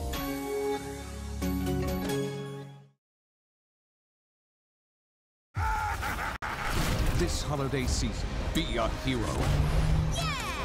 Give the gift of Overwatch and save 50% on the Game of the Year edition for PC and consoles. Overwatch. Get it now and save 50%.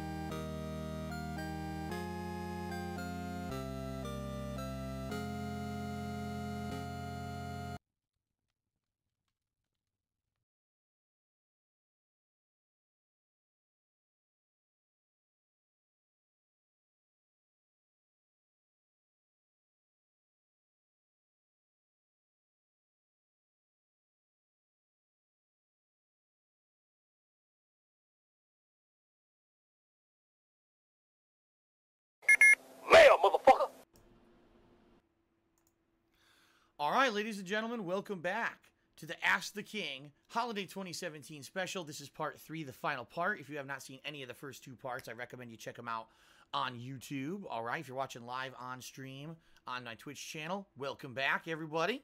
Hope you enjoyed the little bit of musical interlude that you heard during the break. All right, let's jump right back into it because I want to finish up. Let's answer a question, then I'm going to do some shout-outs to patrons, then we're going to finish up with the questions. Sound good? All right. So question to get you right back into things, folks, from Ray117. He says, Phil, have you been approached by any sponsors lately? If not, is there any way for you to secure sponsorship to supplement the lost revenue that you've gotten from YouTube this year? I'm not sure if you're big enough to get sponsorship, but I believe you could give out a sponsored shout-out during each pre-stream for Squarespace, Blue Apron, etc. All right. Ladies and gentlemen, the truth of the matter is this. Number one, on YouTube, I'm not a big guy anymore. I have not been super white-hot popular since 2012. I have not been popular, not even like mid-sized popular, probably for a couple of years. Now, this year in particular, I have not focused on YouTube at all. I'm focusing on my live streams, folks. So, the opportunity that you see for sponsorship go to YouTubers who primarily have a focus on YouTube. They're going to run ads for these shout-outs for these companies before and after their videos and stuff like that. They don't come to people like me. Number 2, sadly, folks, even with the amount of popularity that I do have, because I do have a hardcore fan base of viewers, I still do get thousands of people watching my stuff every single day, and I still make millions of views every month on YouTube, and I still get lots of great viewership here on Twitch as well. Sadly, because of the stupidity of YouTube and the way that the website works, when you search for me, you find out negative shit all the time. All you see is negative videos, slander, and shit. People have even said to me, Phil, it's hard for me to even find your playthroughs. I try to find the playthrough viewers on YouTube, and I said I get 10 negative videos about you first before the playthrough even pops up. Do you really think a sponsor is going to want to attach themselves to that? You know what I mean? And it really is, at this point, it's uncontrollable by me. I'll give you an example. Earlier this year, I left Machinima and was going to partner with another company, another partnership company. By accident, the information got out what the company was. Immediately, literally about 100 idiot trolls spammed that company on social media about how I'm a horrible person, I'm a pedophile, I'm this, I'm that, and they should not accept me in under their wing because, you know, I'm so negative. And then I talked to them and they said, well, Phil, we were going to sign you, but because of this, you know, we're a relatively smaller company. We can't really handle bigger things going on like that with our company, and therefore we can't take on a bigger responsibility of something like that, of having, you know, maybe having the risk of, for example, you know, negative people spamming our social media and stuff like that. So we can't sign you that. And that's what happened. I had a company lined up that was going to give me I didn't even talk about this earlier. They were going to give me a better partnership than what I have now with Curse. And the reason they didn't give it to me was because of trolls. Now, can you imagine a company signs me to be their, you know, a sponsorship? Do you really think that that company is going to want to sign me for their product? You know what I mean? Let's say, for example, I don't know, Blue Apron. I don't even know what they are. They have sponsorship for me. Immediately, these idiot trolls will go right to them and start, how dare you? Don't get Blue Apron because they're with DSP and shit like that. See what I mean? So it sucks because it's not me. Like, what did I do to make it so that Blue Apron shouldn't be advertised on my videos? Nothing. Because the shit that people say about me that's slanderous isn't true. But because these idiots stalk me, there's nothing I can do about it. That's the problem with internet-based advertising, is right now there's no real protection against that kind of trolling behavior. It sucks. And no one is... The only sponsorship opportunities that I get a couple. Number one, Twitch. Remember? Twitch had me do that promotional stream a couple months ago. That was awesome. Sometimes I get game companies who want me to not advertise big games, but little indie games. And the thing is, sadly, I need to put out video content for you guys that's going to entertain you. And if I'm playing some indie game you've never heard of constantly, it might be, you know, if I lower the quality of what I'm doing in order to take a paycheck, it's going to hurt me in the long run. You see what I mean? So, you know, even though I've gotten a lot of opportunities from indie game companies to put out videos about their games, I never really have done one. And that's really it, you know, I don't really get many opportunities because of the negative assholes who follow me. That's the bottom line. It's not because people don't want to sponsor me. It's because they see the negativity that people follow around and associate with me, and now they don't want to deal with that shit. And by the way, I don't blame that company that earlier this year I was trying to partner with on YouTube for not signing me. I agree, if you're a smaller company and you're trying to get notoriety and you sign a YouTuber who's going to bring negativity to you, regardless of the fact that it's me that's doing the negativity, I understand. I completely... And it sucks because, guys, guess what? I probably would have had a managed partnership, which means I wouldn't have had the issues I have with Content ID, with YouTube, you know, muting my videos and taking music out, with Nintendo games. All that I would have been avoided. But because of the fucking scumbag trolls, I don't have that. I lost out on that. And probably I would have been in a much better financial situation now than I am. It's all their fault. Isn't that nice? And there's nothing I can do about it. All right. Oh, that's right. I want to do some... First of all, I have a shout-out over here for a tip, and then I have a few shout-outs to do for patrons, and then we'll continue with the question. So there was a tip, a $2 tip from G Wumbo. And thank you very much for the tip, by the way, G Wumbo. And G Wumbo says, Phil, if you made the Patreon stretch goal for December, which, by the way, if I hit that stretch goal for this month, I'm playing both Metal Gear Solid 2 and 3 Redemption runs starting January 1st. He says, shouldn't it be the patron's choice as to which Metal Gear Redemption run you do first? I think it would be best to give the patrons the power to choose what run to do the first with a Paul. 2 reasons why I'm not doing that. Number 1, because it doesn't matter. I'm playing both games regardless. Yeah, okay, maybe I'm starting Metal Gear Solid 2 first, but once that's done, I'm starting Metal Gear Solid 3. You may have to wait a few extra days or a week to get to Metal Gear Solid 3, but it's going to happen regardless. It's guaranteed. Number 2, the whole point of the stretch goal is that I'm playing both games and I could start immediately on January 1st. If I have to set up another poll to have people vote, gee, do you want to see Metal Gear Solid 2 or 3 first? Now you're delaying the playthroughs for 2 weeks. Because it takes a week for me to get everyone upgraded on the forums, and it takes another week for the poll to go up and for everyone to vote. I don't want that. The whole point of the stretch goal on this Patreon event is to get that event to happen right away. Although I'll be real with you, G Wumbo, and I'm not trying to be negative. At this point, I'm not even seeing anyone pledge to the Patreon to hit the lower level goal. And I don't even know how it's going to happen. Unless we see a bunch of people really come out in the next 10 days and pledge to my Patreon.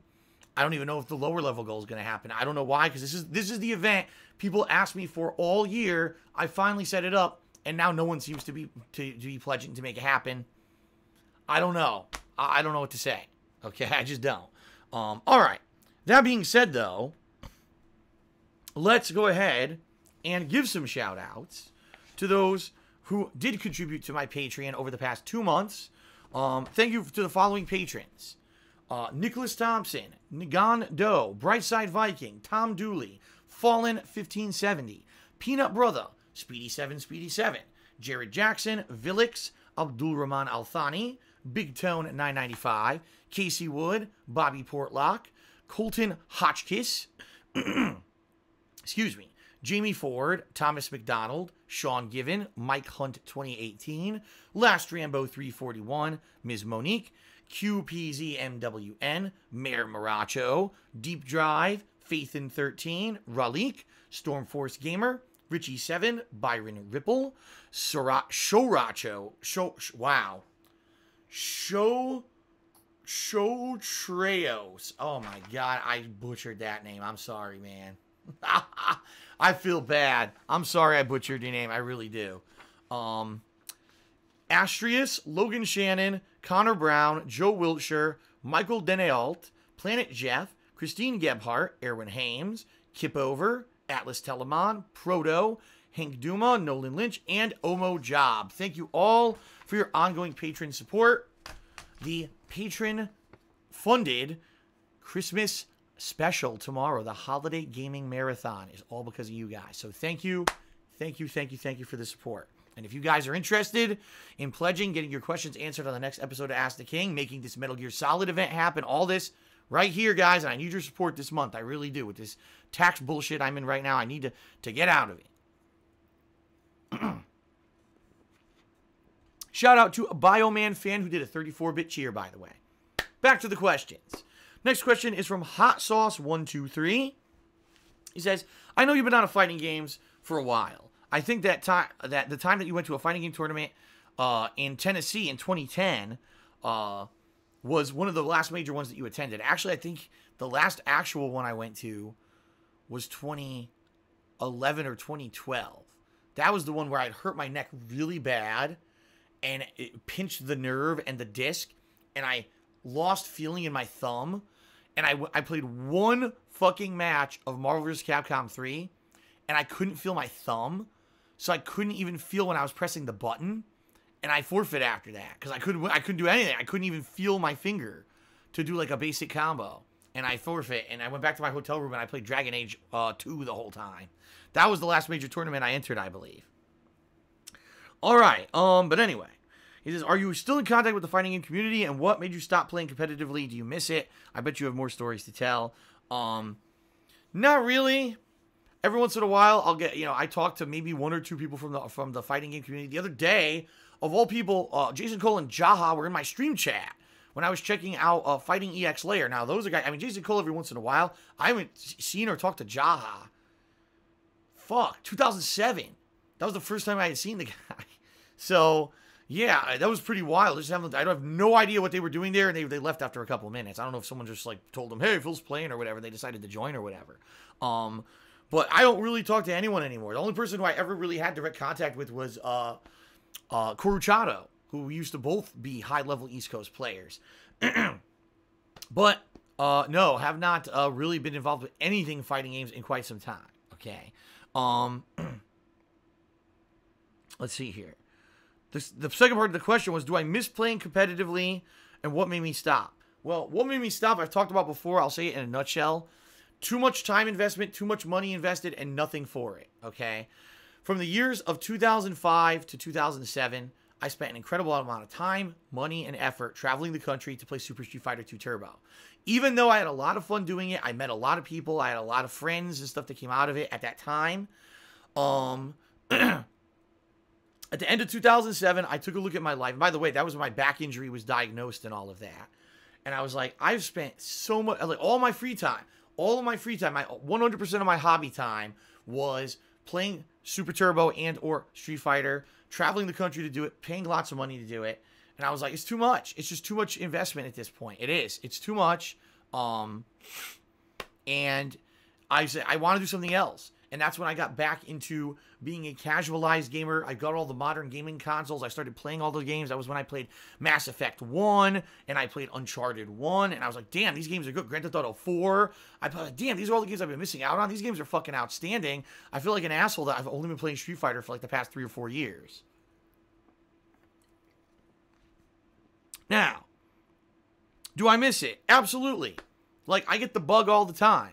When Ultra Street Fighter 2 came out last year and I was playing it on the Switch, and that's a far inferior version of Super Turbo, I was like, man, I'm craving fighting games again. I wanted to play them, I do. I get those cravings. I get those inklings that I want to play fighting games again every once in a while.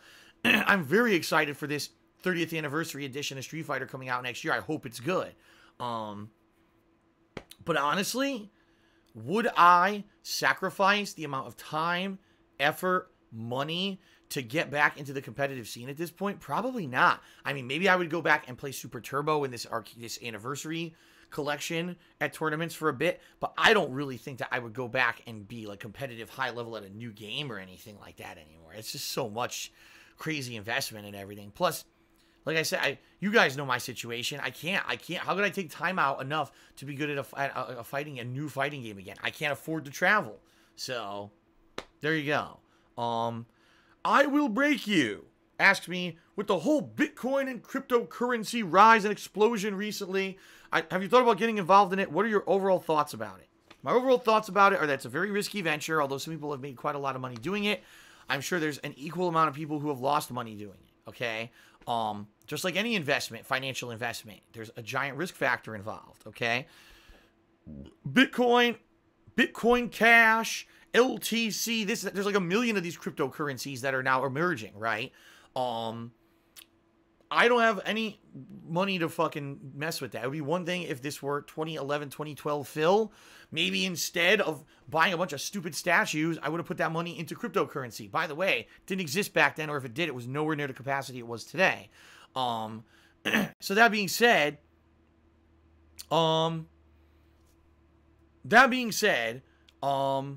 no, I probably would never. For me, even if I were to come into money somehow, I probably wouldn't fuck with Bitcoin because there's such risk-reward factor. I couldn't. Imagine if I somehow made a lot of money. Wow, I'm good, but I'm going to invest some of that in Bitcoin and I lost it all again. I can't, man. I just can't do it. I can't do it. So, great for people who can afford it. I'm not fucking with that shit. I got a few shout-outs to do here. Shout out to Quack, who did a $5 tip. He's a happy Christmas. Good luck with your situation, with taxes and everything. Without calling the game a piece of shit, can you let me know if there's any chance that Street Fighter V Arcade Edition stream once it's out? Thanks. No, I'm not playing that piece of crap anymore. I already answered that on this actual show. I said I'm never playing Street Fighter V again. Wow, I cannot read this guy's name at all. So I'm not going to read it. But there was a $2 tip from someone whose name I cannot read. And they said, love your work. And then they mentioned a negative thread on another website that I'm not going to mention because it doesn't need a shout out. But he said, you're the most legitimate gamer on YouTube and Twitch. Fuck the haters. I got your back. Well, thank you for the $2 tip. Appreciate that. And shout out to Super Potatoes 1989 who did another 1,000-bit cheer. So would you ever consider doing Let's Plays of smaller indie games? Would I? Yes. But would people watch is the question. And that's what I'm nervous about. Let's say, for example, I decided to do, a bunch of indie games, or games that are trying to get their names out there or whatever. But then I miss out on a big game. Was that going to negatively hurt me? I don't know what's going to happen here on Twitch. You know, people on Twitch tend to watch me play whatever, but then I play a game like Okami HD and no one shows up. See what I mean? Like, it's weird. Sometimes people will watch me play bad games. Sometimes people watch me play games you wouldn't expect, and then other times the whole thing falls apart. So I don't know. Would I consider it? Yes. It's never out of the question. Next question. Let's see here.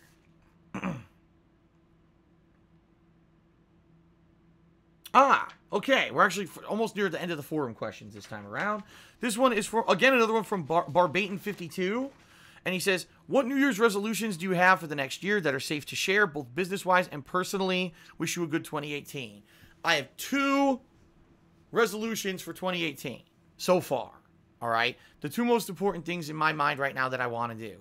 One is very much business and personal. The other one's personal. All right? But I'll share them both. I'm okay with sharing them both.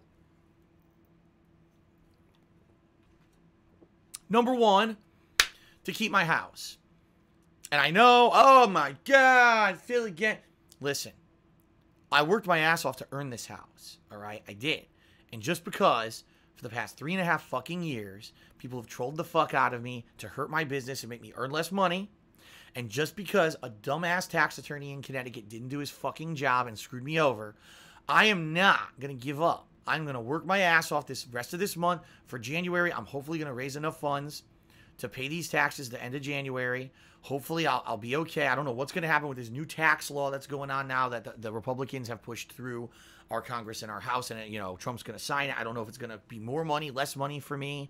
I don't know what back taxes I'm going to owe that are going to be an ongoing payment. I don't know any of this, but I need to stay here, man. Seriously. As I've said to everyone, living here has been the best time of my life. Like, everything here, I love being here. The weather's better than it was in Connecticut. Everything that I need is in a close distance. Everything's great. My girlfriend's been coming and visiting me, and we love it. We're going around. She loves it much better than where she's from. And we're like, man, we can start our life together here. This is great, but I have to keep this house to keep it going. If I were to lose this house to pay my taxes, if I had to sell this house to pay my taxes, things would change a lot for the negative. I would have to lose a lot of the quality of the video. The office would go away. The quality of my videos would decline. I would not be able to stream or record as much as I do now because I'd have to figure out how to sell the house and move and everything. It would not be a good time, and honestly, it would probably put me in a really negative mindset too, which I don't want to be in. I worked my ass off, dude. Seriously. I can't lose this house. I gotta save it somehow, whether it's me working my ass off or the generosity of it, whatever it is, luck, pure luck. I win the fucking lotto. I gotta stay in this house. That's number 1. Number 2, I have not spoken a lot about this, but last year, half the year sucked, half the year was good in regards to my personal life because of my girlfriend. My girlfriend, I met her during the summertime. She was able to visit me several times. I had a lot of fun with her. I really, we really get along to the point where we both have jobs and everything. And I want to be able to maybe have her move in here with me during 2018. Whether it's sooner or later, I don't know. It's all going to depend on this tax situation. But that would be my other resolution. If I can make it happen and maybe we can move in together, you know, she could get her foothold here, start working. I could have 2 incomes again, helping with everything. We could have a great life together. Kind of getting back on track because, man, did 2017 throw me for a fucking loop with all the negative shit that happened. And I need to get back on track 2018 positive because, you know, I can't keep having, wow, something great happens. Oh, my God, life-changing, horrendous thing happens. Oh, okay, we're kind of better. Oh, my God, another negative thing. I can't. I got to have things level out, man. Stress and everything, stress levels, I need things to level out. And that's what I really need. I need 2018, man. That would be amazing. That would be absolutely amazing if, like, she could move in with me and things work out well and now we're back on track for positivity. But let's see what happens. So those are my 2 resolutions for 2018. All right. Okay. Next question. From Rob14287. He asked, Phil, I love your streams, dude. I've been a long-time viewer. Don't always manage to catch your streams when you stream, but I do watch all your stuff that you record for YouTube. My question is, would you consider replaying some of the games that you played years ago and record them with your camera? For example, Silent Hill and Skyrim and many other games. I can't wait for you to do your Bloodborne Redemption run. It's going to be epic. Merry Christmas and a Happy New Year. Well, Rob, this actually ties in, I believe, with another question. Hold on a second. Because I wanted to read both of them at once and answer them. Ah, okay. On Twitter, the Jackhammer actually asked me, your 10-year anniversary is coming up. Will you have any plans to do anything special? Well, what I'm thinking of doing is doing a series, all right, where I take some of the games that, number 1, I enjoyed playing the most, and number 2, you enjoyed as playthroughs, and maybe doing quick second runs. They wouldn't legitimately, obviously, be original Let's Plays because I've already played those games, but maybe redoing them now with viewer interaction during the streams, and now with maybe a spin. For example, the Silent Hill games, I didn't even direct capture, right? So maybe do a direct capture and go back and replay. So maybe I would consider redoing, you know, the 10-year anniversary special of the summer. I replayed one of the Silent Hill games. I replay Heavy Rain just once through quickly. I replay, you know what I mean? People pick the best playthroughs I've done over the years. Maybe there's a poll for it. And then I end up playing a few of the games from over the years that I've really enjoyed playing and replay them as like an anniversary celebration, right? That could be pretty good. So I don't know. We'll see. We'll see. That's one of the ideas I had. Another idea I had was going back and maybe doing what some YouTubers have done. Watch your own old videos and do like picture in picture. So my video would be playing and I'd be over here commentating over my own video. Because I don't even remember. Dude, 10 years of my life I've shared with all of you. Do you really think I remember every game I've played or ever? No. In fact, I'm sure playing a lot of these games, I don't remember at all. And I'd be like, holy shit, I'd react to it again, you know? So, could be pretty good. I'm thinking that maybe another thing that I do, all right? Another thing that I do for the year. We'll see. Let's play it by ear and let's see what happens. But a couple ideas I have for a 10-year anniversary kind of thing. Maybe going back and playing a few games I've played before, maybe one of them, all right? Richie7 says, Phil, Merry Christmas. What is dating life like being a YouTuber with some degree of fame? Do girls actively seek you out to date as fans or admirers? Conversely, have you experienced the opposite happen where you meet a girl who likes you, but once she discovers your public persona, decides not to pursue you? How has your very public life affected your single life? Both ways. It's affected me both ways. Because before I had public relationships on YouTube, there were a few girls who I spent some time with behind the scenes who I never showed publicly whatsoever. And that happened a couple times where there was a girl who maybe I had a few dates with or I had a little bit of time with.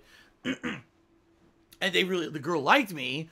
But then when she found out, oh, YouTuber, and then saw what I did, she's like, oh, man, so you're basically constantly in the public eye. You have all these videos of you on the internet. And then, by the way, this was before the negative shit. This was before This Is How You Don't Play. We're talking the early years, like 2010, stuff like that, okay? you know, they would see that and be like, man, I don't know. You know, I have my own life, my own private life, and I don't know if I would ever want that stuff to go public or whatever. So there were a few girls who I did date for a while, not too long, but for a while, who eventually they didn't work out because I was a YouTuber. At one point I was like, man, I don't know if this will ever work out because I'm a YouTuber. My 5-year-long relationship with my ex-girlfriend was because I was a YouTuber, and she messaged me on YouTube. And it was weird because I just happened to check my YouTube inbox one day, which I didn't often do. I saw this message from a random girl. I read it. I had a conversation with her, and then basically ended up liking each other. And then 5 years, right? A 5-year relationship.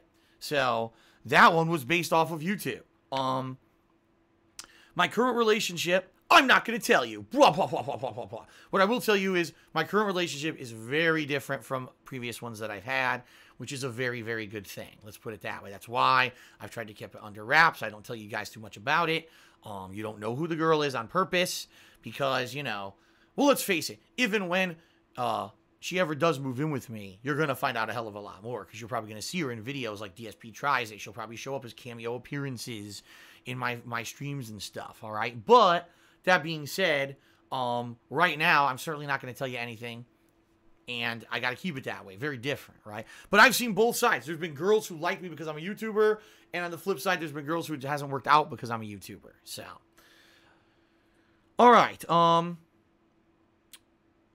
the final forum question. Then we get to quick Twitter questions. And then we're done. Okay? So the final forum question was from, you might recognize the name, Popsicolo. What's up, Popsicolo? Thank you for asking this question because this is actually a really good question.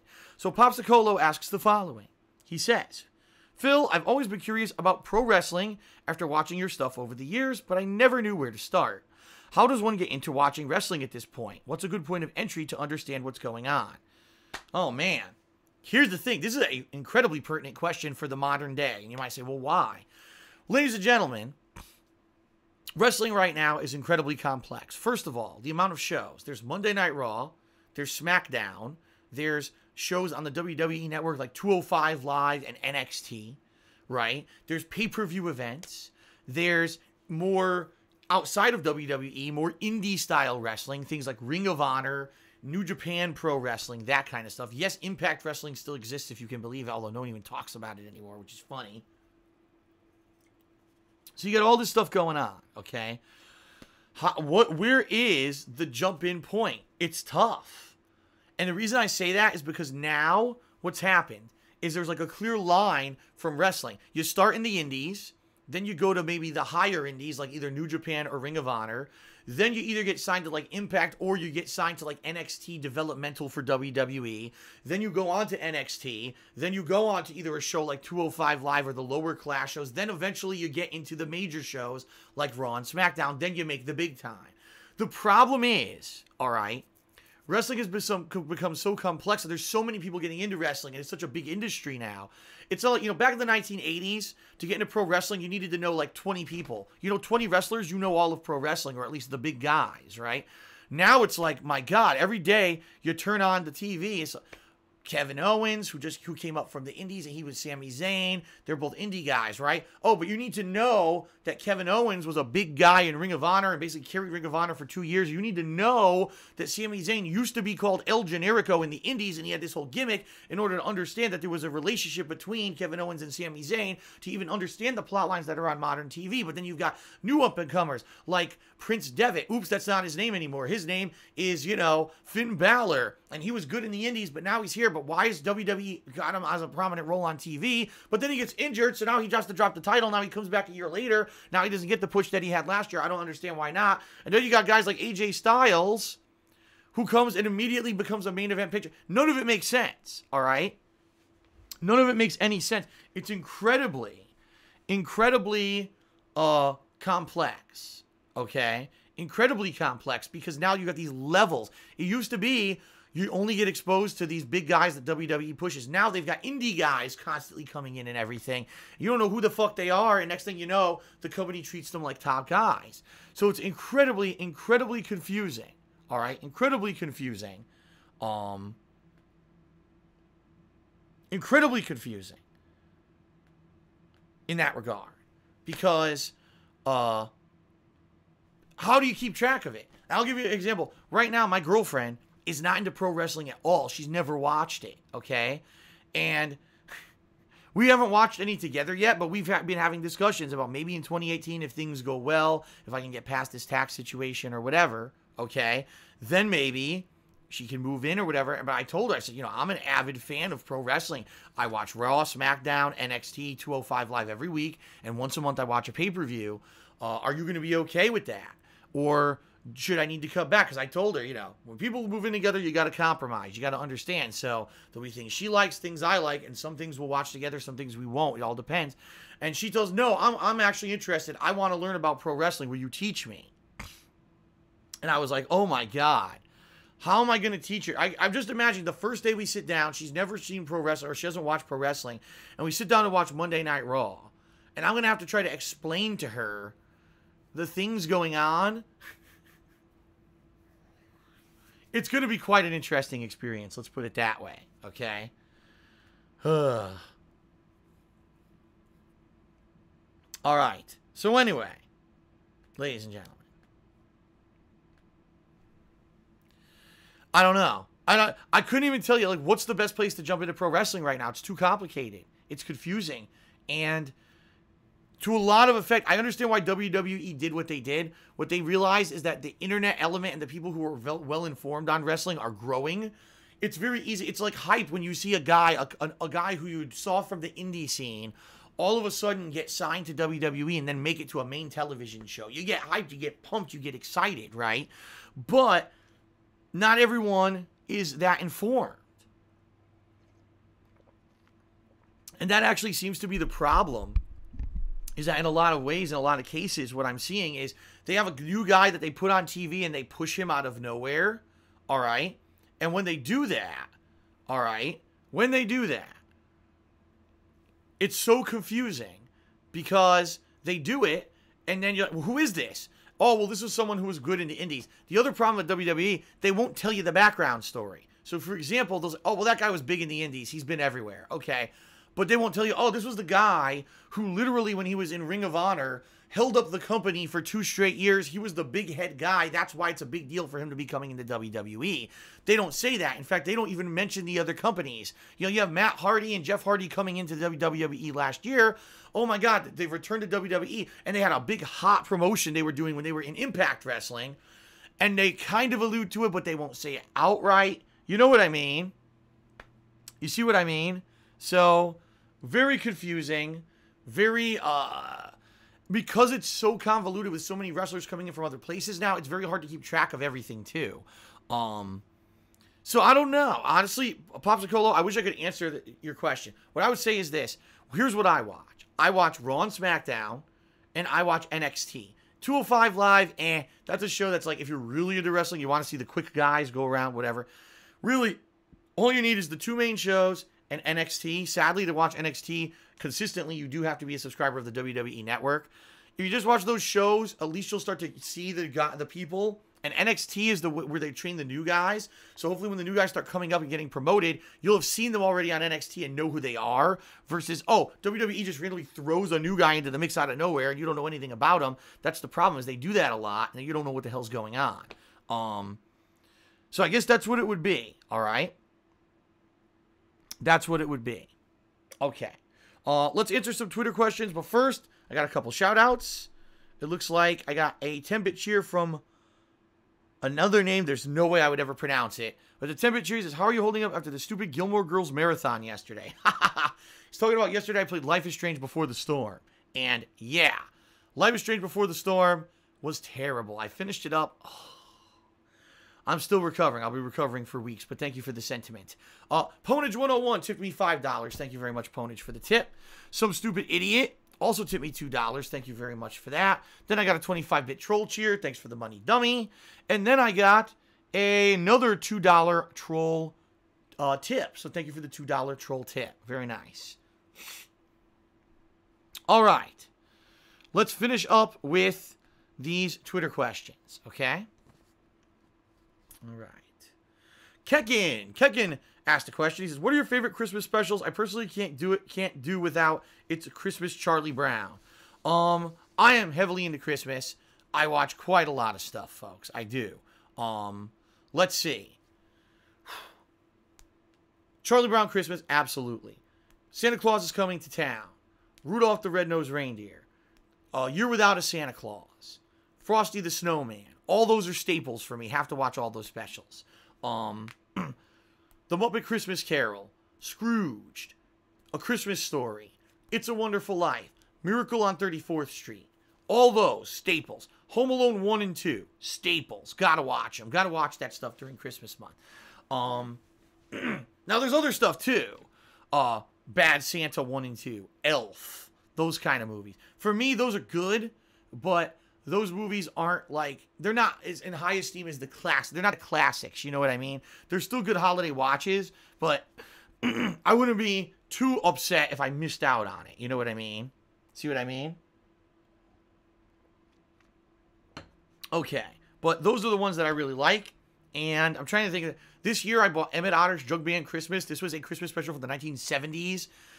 It's made by the Muppets guys, the same team, and it has Kermit the Frog in it, but it's really not. It's all original characters, but it's funny because all the voice acting is actually done by the people who did the voices of the Muppets, so you can recognize half the voices anyway.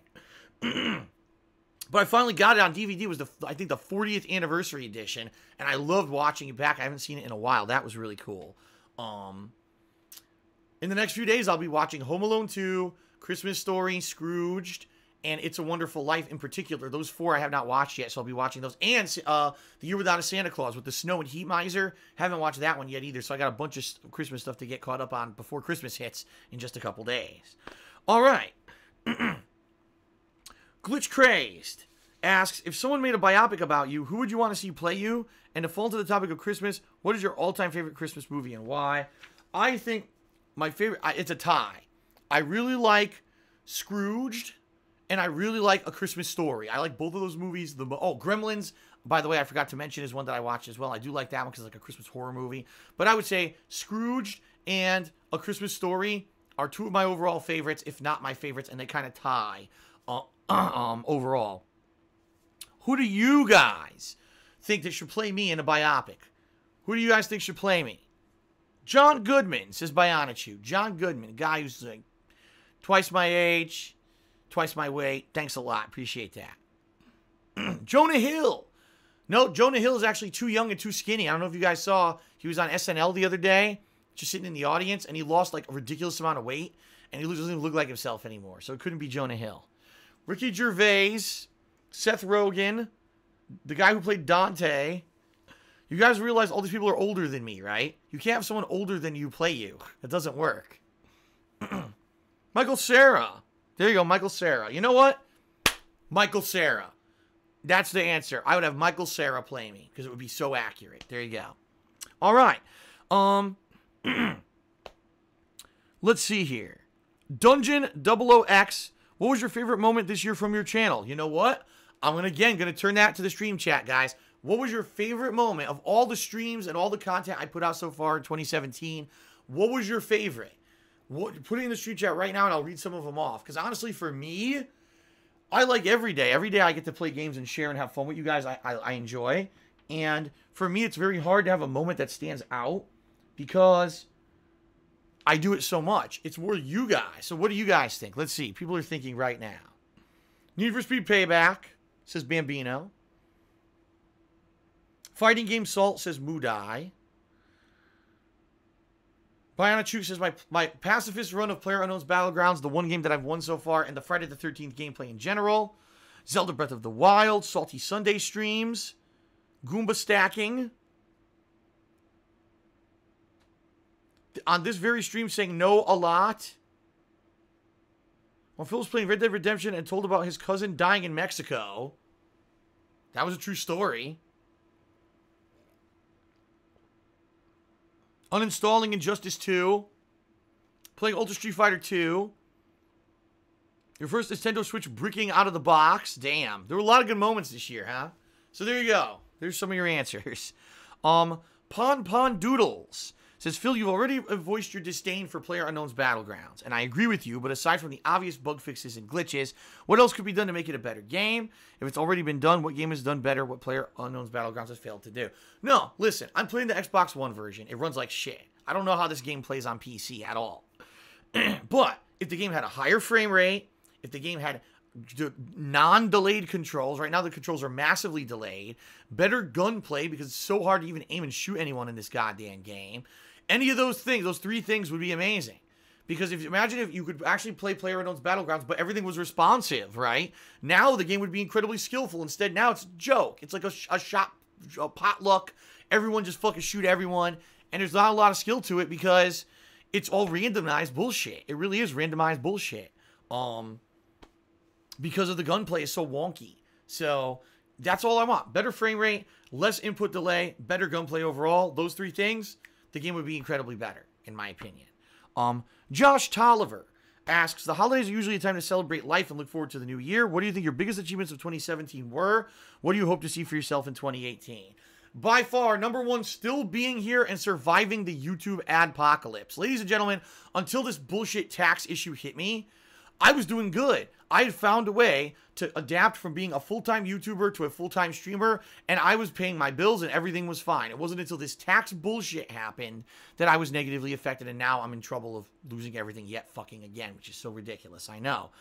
But the fact that I had stayed afloat when so many other full-time YouTubers were calling it quits and throwing in the towel because they didn't have a way, I found a way. And it was your support that made that happen, folks. If by far that's the best thing this year, right? Obviously.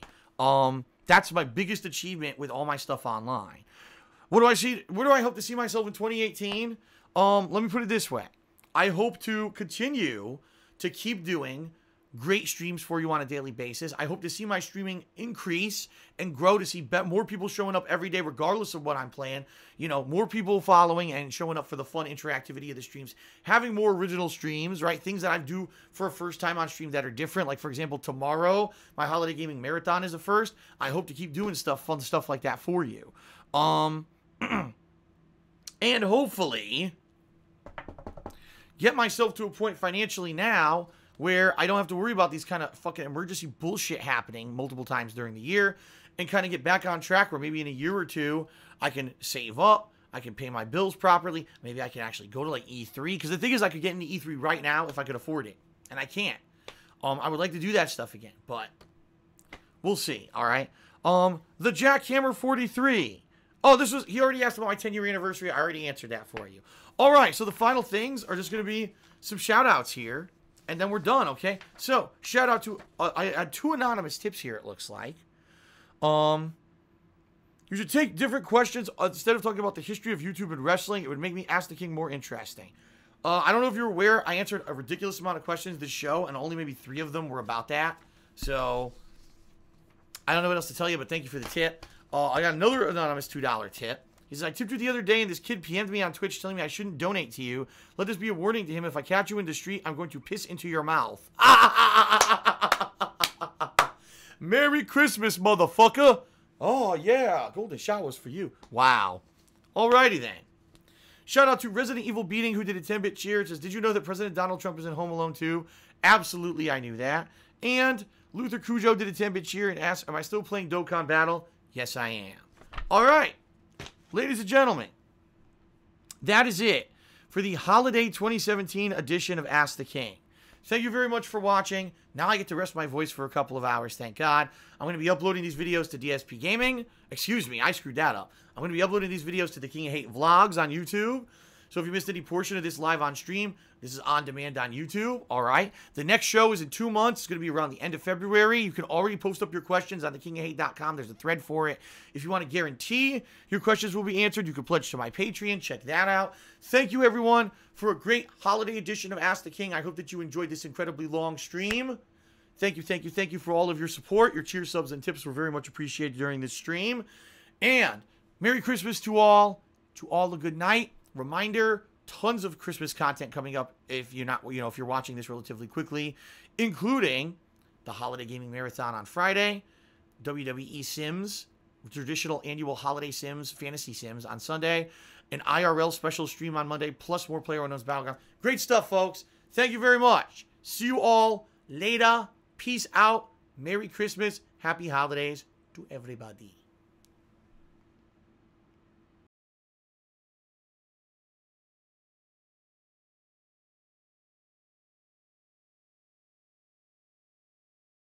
Okay, everybody, that is it. Thank you for watching. I'll be back between 7:30 and 8 p.m. with a PlayerUnknown's Battlegrounds 2 to 3 hour long gameplay stream. They've been really good recently. I hope you'll come back to check that out tonight. Thank you for your support on this stream, and I'll see you later tonight. All right, everybody? Thank you, and again, check these videos out on the King 8 Vlogs. If you missed any portion of the stream, they'll be uploading shortly. Peace out.